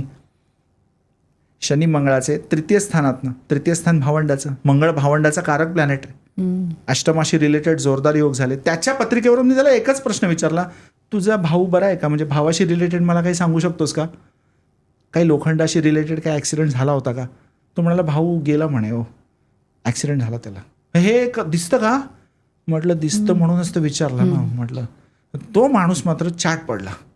तो म्हणाला की एवढं जर का दिसतं तर मग हे काहीतरी विचार करण्यासारखं आहे, असं त्याने नंतर त्याला सांगितलं. माझ्या तोंडावर काय नाही बोलला. ठीक आहे, पण तुम्ही जो मला प्रश्न विचारलात ना, म्हणजे त्याची आता हे दिसून येतं, नाती व्यक्त होतात ग्रहांच्या माध्यमातून, निश्चितपणे होतात. फक्त गुरुकडनं आपण चांगली संथा घेऊन ते शिकलो, चांगल्या विद्वान गुरुकडनं, तरच हे येतं. तुम्ही मगाशी शनीचा उल्लेख केला, तर सगळे घाबरतात शनीच्या 7.5ला. तर ती 7.5 म्हणजे काहीतरी खरंच भयंकर होतं का आयुष्यात? अरे बापरे. Quick answer. ठीक आहे, 7.5 म्हणजे स्नानशुद्धी आहे, बाकी काही नाही. क्लिन्झिंग आहे. कसं आहे की 7.5 गुरुला, शुक्राला, राहूला नाही लागत, बुधाला पण नाही लागत, 7.5 चंद्रालाच का लागते, हा पहिला प्रश्न आहे. मग चंद्र म्हणजे मोह, माया, ममता. चंद्र म्हणजे प्रेम, चंद्र म्हणजे वात्सल्य, आणि वात्सल्य कोण देऊ शकतं? आई. म्हणून चंद्र म्हणजे आई. चंद्र म्हणजे स्वयंपाक, चंद्र म्हणजे आईच्या मायेने केलेलं जेवण, त्या जेवणाची चव म्हणजे शुक्र. ते जेवण ज्या अन्नाने बनले त्या अन्नाचा पुरवठा म्हणजे गुरु. बघा, म्हणजे आपल्याला जर एखादा माणूस शेफ बनायचा असेल, गुरुचंद्र शुक्राचे प्रथम दर्जाचे योग लग्नस्थानाशी, दशमस्थानाशी, जलतत्वाच्या राशींमधनं व्हावे लागतात, तेव्हा शेफ बनू शकते व्यक्ती. Career astrology. तर मुद्दा हा सांगायचा की चंद्र मोह, माया, ममतेचा कारक आहे, त्याला जमतच नाही त्याच्याशिवाय. आणि शनी कठोर कर्माचा कारक आहे, कर्तव्य कठोर आहे शनी. शनीच्या डिक्शनरीत मोह, माया, ममता, प्रेम हे शब्द नाही, डिलीट आहे त्याच्यासाठी शनीकडे, कारण तो कठोर कर्तव्य दक्ष, कर्तव्य कर्म कठोर ग्रह आहे. मग शनी त्या कर्तव्याचे, कर्म कठोरतेचे पाठ त्या चंद्राला 2.5 वर्षाच्या पिरियडमध्ये पढवतो, शिकवतो की देव म्हणजे भगवान शिवाने जे तुला काम दिलंय मोह, माया, ममतेचं, ते अतिरिक्त होऊन देऊ नको, एका लिमिटपर्यंत ठेव. आणि जेव्हा ते लिमिट चंद्र सोडतो तेव्हा त्या मोह, माया, ममतेचा त्या चंद्रालाच त्रास होतो. म्हणून 7.5 आपलं कोण परखं कोण हे कळून येतं ना. अंधळेपणाने विश्वास ठेवतात आणि एखाद्याला पैसे उसने दिले, तो माणूस आज ओळख दाखवत नाही आहे. अचानक प्रिय व्यक्तीचा विरह झाला, व्यक्ती गेली आयुष्यातनं, आयदर डेथ झाली किंवा काहीतरी कारणाने ती व्यक्ती लांब गेली, जॉबसाठी गेली, पण विरह तर झाला. मग तू विरह होण्या इतपत तू मोह लावून का घेतलास त्या व्यक्तीचा? ही तुझी चूक आहे. शनी त्या चंद्राला ते सांगतो, कारण मृत्यू हे या जगाचं अंतिम सत्य आहे, ती जाणारच होती. किंवा जॉबसाठी ती व्यक्ती आज बाहेर गेली, मग त्याने कर्म करायचं नाही, तुला ती व्यक्ती आवडते म्हणून त्याने तुझ्या समोरच बसायचं त्याने तिच्या. तू चुकतोयस, वेदना तुला होईल. हे शनी पाठ पढवतो. बाकी काही नाही. म्हणून 7.5 ही त्रासदायक जाते असं जनरली म्हणतात, पण 7.5मध्ये जे काही होतं ते स्वतःच्या चांगल्यासाठीच होतं, हे तेवढंच सत्य आहे. अशा काही व्यक्ती अचानक आयुष्यातनं निघून जातात, बरं खरंच निघून जातात, की ज्या नुकसानकारक असतात, आणि नंतर कळतं की ती आपत्ती नव्हती, ती इष्टापत्ती होती. एखादी जमीन किंवा एखादी वारसा हक्काने मिळणारी गोष्ट किंवा एखादी नाही मला पाहिजे, माझा अधिकार आहे, माझं राईट आहे, आणि ते शेवटपर्यंत मिळत नाही. पण नंतर कळतं कालांतराने की अरे ते नाही मिळालं ते बरं झालं, आज आपण आपले सुखी होत. ती गोष्ट नाही आयुष्यात आली हे कालांतराने नंतर कळतं. त्यावेळेला 7.5 होती का शनीचं गोचर भ्रमण होतं, काय होतं टेक्निकली माहीत नाही, पण जे गेलं ते चांगल्यासाठी गेलं अशी भावना नंतर त्या व्यक्तीला जाणवू देखील शकते. त्या व्यक्तीने जर का नीट विचार केला तर. ज्याला रडायचंच आहे तो शेवटपर्यंत रडेल. मुद्दा सांगायचा काय मला, की शनीच्या माध्यमातून नुकसान एखादी गोष्ट, पण ते नुकसान तुम्ही लावून घेतलं तर ते नुकसानच होईल, पण ते लावून नका घेऊ, ते चांगल्यासाठी काहीतरी होतं असं जेव्हा समजाल ना, मग तुमच्या आयुष्यात तुम्हाला त्रास नाही होणार त्या गोष्टीचा. कित्येक लोकांच्या पत्रिकेत शनी खूप शुभ असतो. शनी वाईट कधीच, कुठलाच ग्रह, पहिले लेट मी क्लिअर, कुठलाच ग्रह वाईटच नाही आहे आणि कुठलाही ग्रह चांगला पण नाही आहे. शनी वाईट, राहू वाईट, मंगळ वाईट कोणी सांगितलं? आणि गुरु तेवढा शुभ, शुक्र तेवढा शुभ आणि चंद्र तर फार शुभ असं कोणी सांगितलं? ग्रहाची डिग्रिकली पोझिशन सांगते की हो पत्रिकेत काय रोल बजावणार आहे तुमच्या. शनी काढून घेईल, कारण ते काम दिलंय भगवान शिवाने त्याला. Contraction, power to detach. Shani आणि केतू हे पॉवर टू डिटॅच आहेत. केतू तर महासन्यासी आहे. मोक्ष आणि मुक्तीच्या एनलाइटनच्या वाटेवर ज्या व्यक्ती उभ्या असतात किंवा ज्यांना आत्मसाक्षात्कार होतात किंवा ज्यांना संतांचे साक्षात्कार होतात, कित्येक संत महात्मे ज्यांच्याशी बोलतात लाईव्हली असं त्यांचं म्हणणं असतं, अशांच्या पत्रिकेत केतूचं बघण्यासारखी ग्रहस्थिती असते. डिग्रिकली पोझिशन अत्यंत शुभ असते.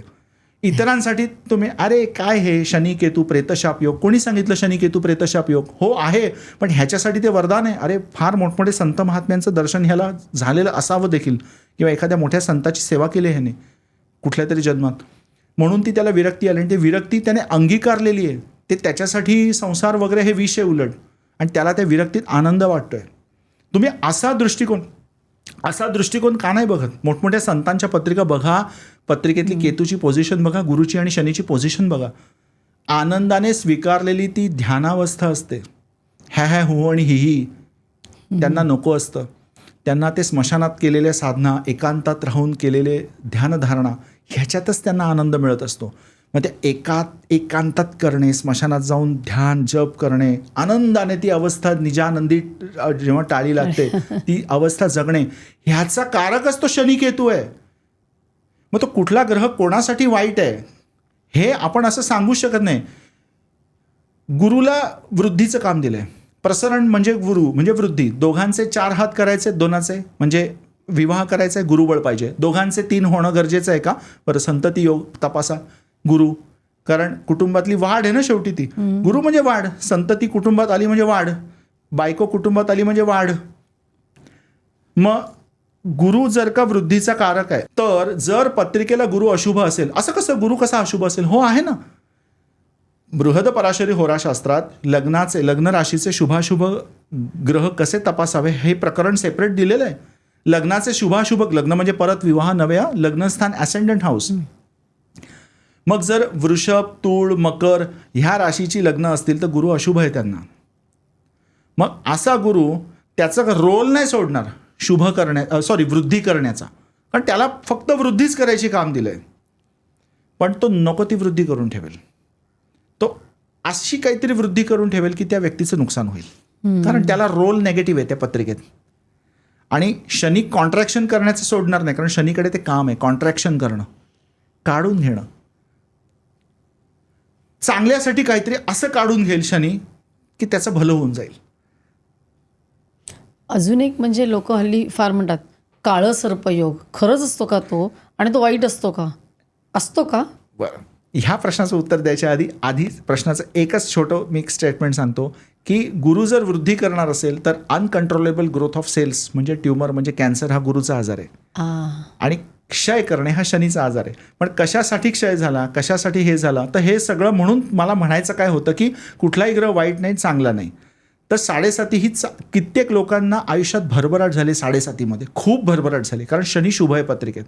आणि कित्येक लोकांना गुरुची महादशा लागली, शुभ गुरुची, पण गुरु शुभ नाही आहे म्हणून जुगारी झाले, घर विकलं, नको नको त्या गोष्टी केल्या. मग असं कसं गुरुची महादशा लागली? अरे गुरु पत्रिकेला अशुभ आहे, गुरुची पोझिशन बघ.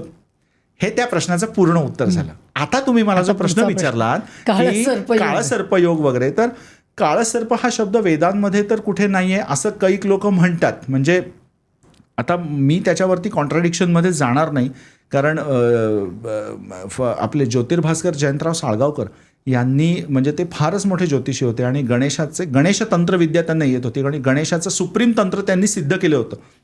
म्हणजे तांत्रिक रूप त्यांना सिद्ध होतं गणेशाचं. फार मोठे तांत्रिक होते ते आणि फार मोठे ज्योतिषी होते, कालनिर्णयाचे संपादक आणि अतिशय महान ज्ञानी व्यक्तिमत्व. तर त्यांनी असं जाहीरपणे बोललेले होते की काळसर्प ह्या गोष्टीला मी आधार देत नाही. पण त्यांच्यावर बरीच टीका झाली, कारण की पण हा ज्याच्या त्याच्या श्रद्धेचा भाग आहे.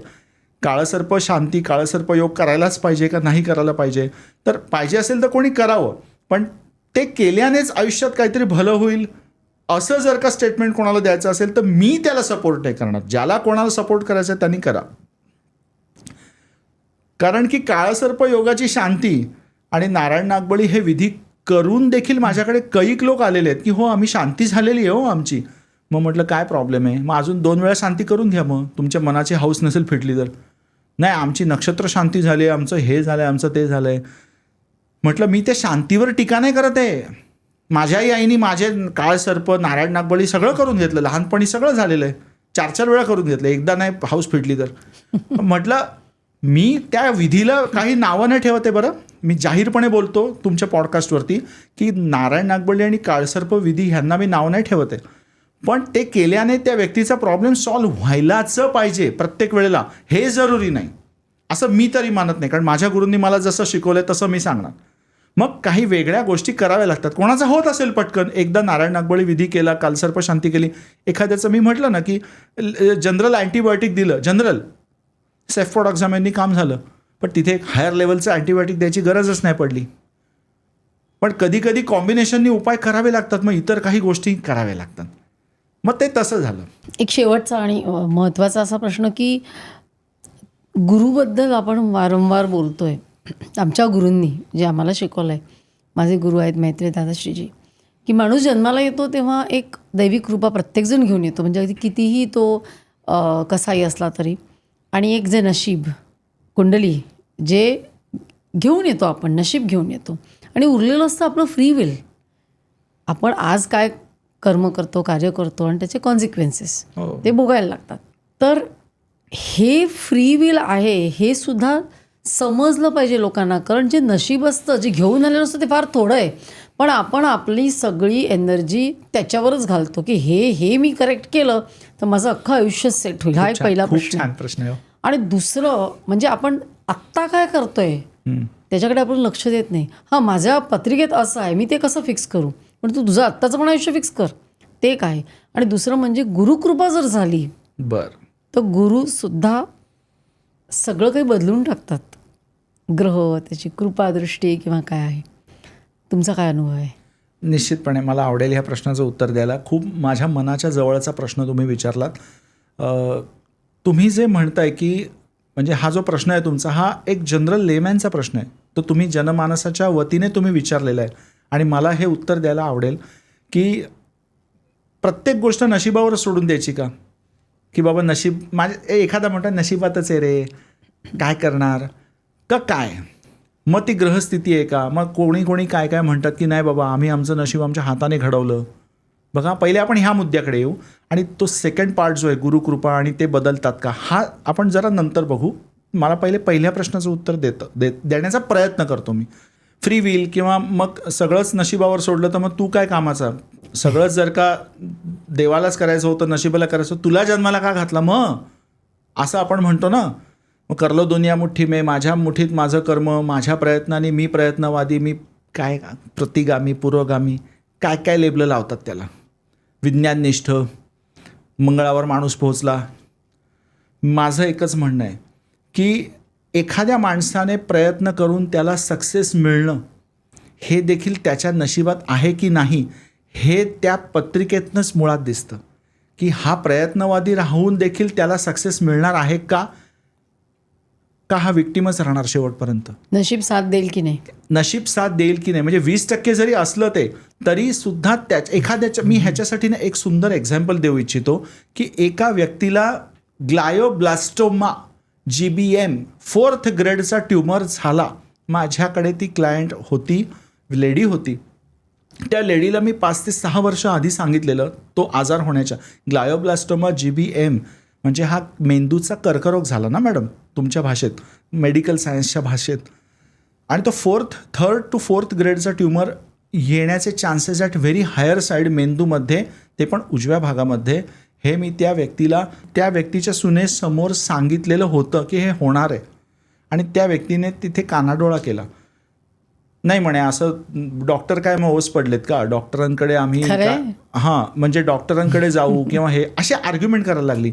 मी म्हटलं अहो डॉक्टरांची तर मदत पाहिजेच, पण डॉक्टरांकडे जाण्याला तुम्हाला उशीर होऊ शकतो, हे मला काम सांगायचं आहे. डॉक्टर तर त्याच्याचसाठी आहेत.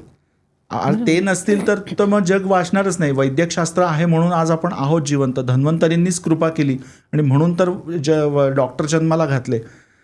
पण तुम्ही त्या डॉक्टरकडे उशिरा जाण्याचे चान्सेस आहेत. आणि तो आजार म्हणजे त्या बाईला नाही बोललो मी, त्या मुलाला आणि सुनेला सांगितलं की ह्या तुमच्या आईंचा आजार त्यांना मृत्यूपर्यंत घेऊन जाण्याचे chances at very higher side आणि त्या विक्टीम होण्याचे chances at very higher side.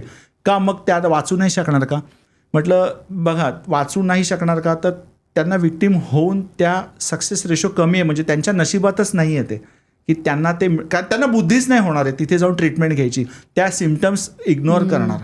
Bowel मोमेंटमधल्या changes, वजन कमी होण्याचे चेंजेस हे तुम्हाला आढळून जर आले, त्यांना खोकला लागला, जर का काही अशा गोष्टी घडल्या तर तुम्ही इग्नोर करू नका.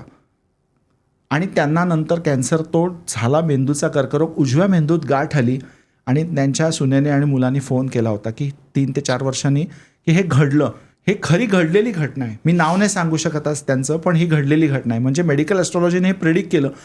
मेडिकलच ॲस्ट्रॉलॉजी असं नाही, ज्योतिषशास्त्राच्या माध्यमातून हे प्रेडिक्शन देता येतं की एखादी व्यक्ती एखाद्या गोष्टीचं विक्टीमच होणार आहे का त्याला त्याच्यातनं मार्ग मिळणार आहे. जे लोक म्हणतात ना की आम्ही कर्मवादाने आमच्या प्रयत्नांनी आम्ही जगाचं शिखर सर करू, त्यांच्याकडे दुर्दम्य इच्छाशक्तीचा रवी आणि मनाच्या अचाट शक्तीचा जो कारक सांगितलेला आहे चंद्र, म्हणजे मनाचा कारक चंद्र आणि आत्म्याचा कारक रवी. मनाची ऊर्जा आणि आत्म्याची ऊर्जा प्रचंड असते. रविचंद्राचे प्रचंड शुभयोग त्यांच्या पत्रिकेत शुभस्थानांमधनं गुरुशी, भाग्यवर्धक गुरुशी, कर्मकारक शनीशी, प्रयत्नाचा आक्रमकतेचा कारक मंगळाशी झालेले असतात. हे तुम्हाला पत्रिकेतनं दिसून येईल. आणि म्हणून त्यांच्या सहज मुखातनं येतं की अरे नशीब बिशीब सगळे झूट, आम्ही आमच्या प्रयत्नांनी हे लॉ ऑफ अट्रॅक्शननी अट्रॅक्ट करू शकतोय. पण त्यांना ते सहज किती वाटत असलं तरी त्यांचे ग्रह त्यांना परमिट करत असतात. कॉन्ट्राडिक्टरी जेव्हा एखादी व्यक्ती बिचारी लॉ ऑफ अट्रॅक्शनचे कोर्सेस करते ना, अशी हजारो व्यक्ती law of attraction free villainy तुम्ही साध्य करून घेण्याचे जे कोर्स मार्केटमध्ये चालतात, हे कोर्स खूप चांगले आहेत. पण जे 1000 लोक ते कोर्स अटेंड करतात त्याच्यातल्या 10 ते 20 लोकांनाच फक्त लॉ ऑफ अट्रॅक्शन फास्ट जमतो किंवा त्यांच्या विश कम्प्लिशन पटापट व्हायला लागतात. मग बाकीचे लोक बिचारे रोज सांगतात त्या शिक्षकाला, माझं का नाही होते, मला का नाही अट्रॅक्ट करता येते, मी किती मॅनिफेस्ट करतो, माझं का नाही होते. बरोबर आहे. एखादा बिचारा खूप प्रयत्न करत असतो पण त्याला सक्सेस मिळत नाही आणि एखाद्याला काही न करता पटकन मिळतं. मग हे पत्रिकेत ग्रहयोग तपासून बघता येतात. कितीही कोणी टीका केली तरी ते ग्रहांच्या माध्यमातून आम्ही सिद्ध करू शकतो शास्त्रानुसार. ह्याचं एक एक्झाम्पल मी असं देऊ इच्छितो की तुमचं डायमेन्शन जे असतं ना, ते डायमेन्शन जर का खूप चांगलं असेल तर त्या डायमेन्शननी तुम्ही लॉ ऑफ अट्रॅक्शननी काहीही साध्य करू शकता. पण ते डायमेन्शन गतजन्मात माहीत नाही, ह्या जन्मात नाही. लता दिदी किंवा आशाताई किंवा पंडित कुमार गंधर्व, उस्ताद झाकीर भाई हे आपल्याला आज दिसले, पण त्यांचे मागचे 50 जन्म त्यांनी जी मेहनत घेतली ना, ती आपल्याला ह्या जन्मात डायरेक्ट आपल्याला त्यांचं प्रसिद्धी दिसली, त्यांची कला दिसली. मागचे 50 जन्म त्यांनी काय मेहनत केली असेल ह्याचा अंदाज येतो. तेव्हा हा जन्म मिळाला लता दिदींचा, तेव्हा हा जन्म उस्ताद झाकीर भाईंचा मिळाला. कैक जन्मात साठलं आहे, रियाज केला आहे, कैक जन्माची तपश्चर्या आहे, तेव्हा या जन्मात ते सादरीकरण घडलं. म्हणजे त्याचं डायमेन्शन जे आहे, हे जे तुम्ही विचारलं की सक्सेस मिळणारे जे फ्री विलवाले असतात, त्यांनी कुठेतरी काहीतरी चांगली कर्म, चांगली साधना केलेली आहे. ह्या जन्मात त्यांना भले सुरुवातीला कष्ट पडले, पण त्यांनी प्रयत्नवादाने, हिमतीने, त्यांचे रविचंद्रासारखे ग्रह शुभ आहेत, गुरुशी शनीशी शुभयोग झालेले आहेत, त्यांना सहज ते प्रयत्न सफल झाले. आणि बिचारे काही लोक असे असतात की त्यांचे खूप चांगले असतात, खूप चांगली कर्म करतात, प्रयत्न करतात, पण बिचारे सक्सेस नाही मिळत त्यांना. मग त्यांचं डायमेन्शन कमी असतं, त्यामुळे त्यांना ते साध्य करायला कठीण जातं. मग ह्याचा अर्थ की ते असेच राहणार का? असं नाही. प्रयत्नवादाने ते निश्चित होतं. पण ह्याला पटकन अटेम्प्ट पहिल्या अटेम्प्टमध्ये मिळालं, ह्याने अजून 15-20 अटेम्प्ट केले, 100 अटेम्प्ट केले, आज ना उद्या ते होणार आहे. भले ह्या जन्मात नाही होणार, पण कुठे ना कुठेतरी ते साचून राहील. आज ना उद्या त्याला त्याचं ते फळ मिळणार आहे. म्हणून प्रयत्नवाद सोडायचा नाही आहे. नशीब कितीही केलं तरी मी आज हेच माझ्या क्लायंट्सना सांगतो की तुमच्या नशिबात एखादी गोष्ट आहे किंवा नाही, हा विचार तर ज्योतिषशास्त्राच्या माध्यमातून सांगायला आम्ही लोक तर आहोतच, पण तुम्ही तुमचे प्रयत्न सोडू नका. आणि प्रयत्नांती परमेश्वर, म्हणजे तुम्हाला असे काही शास्त्रीय उपाय ज्योतिषशास्त्राच्या माध्यमातून ज्योतिषी लोक सांगू शकतात, जर चांगल्या गुरुकडून शिक्षण घेतलं असेल तर, की खरोखर त्रास होत असेल आणि हे उपाय केले तर तुमचं जे तुम्ही उशिराने पोहोचणार आहात ते कदाचित तुम्ही लवकर पोहोचू शकता. जरुरी नाही पोहोचालच, पण शकता. आणि हो, झालेलं आहे असं की एक माणूस माझ्याकडे आलेला की तो CAला त्याला खूप अटेम्प्ट लागत होते, खूप अटेम्प्ट जात होते, आणि त्याला जवळजवळ 10वा-12वा अटेम्प्ट दिला. आणि आईवडिलांनी सांगितलं, आता बास, आता तू हे तू नाही होणार आहे CA, आम्हाला तर गॅरंटी नाही. पण मी त्याला एवढंच म्हटलं, CAची डिग्री जाऊ दे, तुला नाही वाटत ना, तू एक काम करशील का, कंपनी सेक्रेटरीचा हा कोर्स कर, किंवा CPA म्हणून एक कोर्स आहे, तर तो तू प्रयत्न कर. ह्या देशातली तुझी ही अकाउंट्सची डिग्री तुला साध्य नाही होते तुझ्या पत्रिकेनुसार, पण तू मिडल ईस्टला जाऊन नोकरी करशील, फायनान्स कंपनीत चांगल्या लागशील. त्याने कंपनी सेक्रेटरीचा कोर्स केला. त्याच्यानंतर तो 3ऱ्या-4थ्या अटेम्प्टला पासही झाला. त्याला काही उपाय दिलेले, मिडल ईस्टमध्ये त्याचं करिअर होणार होतं, त्याने तिथे जाऊन सेटल झाला. मुद्दा हे सांगायचा आहे की शास्त्राच्या माध्यमातून ह्याच्यासाठी काय अनुकूल आहे हे देखील आपल्याला काढता येतं. म्हणजे ही सोय शास्त्राने केलेली आहे. आणि दुसरा प्रश्न तुम्ही जो विचारला, दुसरा प्रश्न की गुरुकृपेने गुरु हे कमी करू शकतात का? तर हो, निश्चित करू शकतात. कारण जेव्हा आपण सरेंडर करतो ना आपल्या गुरूंकडे की बाबा जे काय आहे ते आता तुमच्या चरणाशी आहे, तेव्हा परमेश्वरी शक्ती त्या गुरुच्या माध्यमातून ती प्रवाहित होते आपल्यात. आणि कितीही कुयोग होणार असतील तर ते नलिफाय होतात. त्यामुळे गुरुकृपेला पर्याय नाही. गुरुकृपेशिवाय काहीच नाही. मी अशा कित्येक पत्रिका बघितलेल्या आहेत की ज्या निदान करायला कठीण जातं. अरे हे तर असं व्हायला पाहिजे होतं रे, तो म्हणतो माझं काय. मग आम्हाला कळतं, मी थेट प्रश्न विचारतो, गुरुकृपा आहे तुमच्यावरती, तुम्ही चांगल्या गुरु संप्रदायात कुठेतरी असाल तर ते कंटिन्यू ठेवा. कारण मग तुम्ही हे बघूच नका, कारण तुमच्या गुरूंनी तुमचा अधिकार पूर्ण घेतलेला आहे पत्रिकेचा. तर प्लीज त्यांना सरेंडर राहा. जे कोणी असतील त्या गुरुतत्वाशी तुम्ही तादाम्य पावा. हेच त्याचं उत्तर आहे. खरे, जेव्हा एखादा गुरु मिळतो ना आपल्याला, तेव्हा पत्रिका काय, आपणच पूर्ण सरेंडर झालेलं असतो आणि सगळं आपलं त्यांना आपण स्वाधीन केलेलं असतं. अगदी बरोबर आहे ते. गौरवजी, आज तुम्ही इकडे आलात आणि इतकं काही मला शिकायला मिळालं आहे. म्हणजे आणि हे शास्त्र आहे, फक्त ते त्यामध्ये पारंगत होण्यासाठी योग्य तो गुरु लाभणं, तुमच्यासारखं तळमळीने आणि अभ्यासपूर्ण पद्धतीने एखाद्या विषयाला सामोरं जाणं हे महत्त्वाचं आहे असं मला वाटतं. कारण शेवटी ते पण एक सायन्स आहे. कुठलंही सायन्स हे अभ्यास आणि त्याची प्रॅक्टिस, आणि जितकं तुम्ही जास्त त्याच्यामध्ये केसेस बघणार तेवढं तुम्हाला जास्त अनुभव येतो आणि तुमच्या रिझल्ट्स पण त्याच्यामधनं चांगले येतात. हे तुम्ही स्वतः म्हणजे you are an example of this. जे काय मी सांगितलं, जे काय तुम्हाला आवडलं ते सगळं माझ्या गुरूंचं होतं. त्यामुळे हे माझं काहीच नाही आहे. मला गुरूंनी शिकवलं ते थोडंफार मला जे समजलं ते मी मांडण्याचा प्रयत्न केला. ज्या काही तुमच्या वावज टाळ्या आहेत, जे काय तुम्हाला आवडलं ते सगळं माझ्या गुरूंच्या चरणाशी मी ठेवतो. काही चुका झाल्या असतील तर माफ करा, त्या माझ्या आहेत. सगळं चांगलं जे आहे ते माझ्या गुरूंचं आहे, चुका असतील तर माझ्या आहेत. तुम्ही इकडे आलात, खूप खूप धन्यवाद. थँक्यू. खूप काही नवीन शिकायला मिळालं. थँक्यू.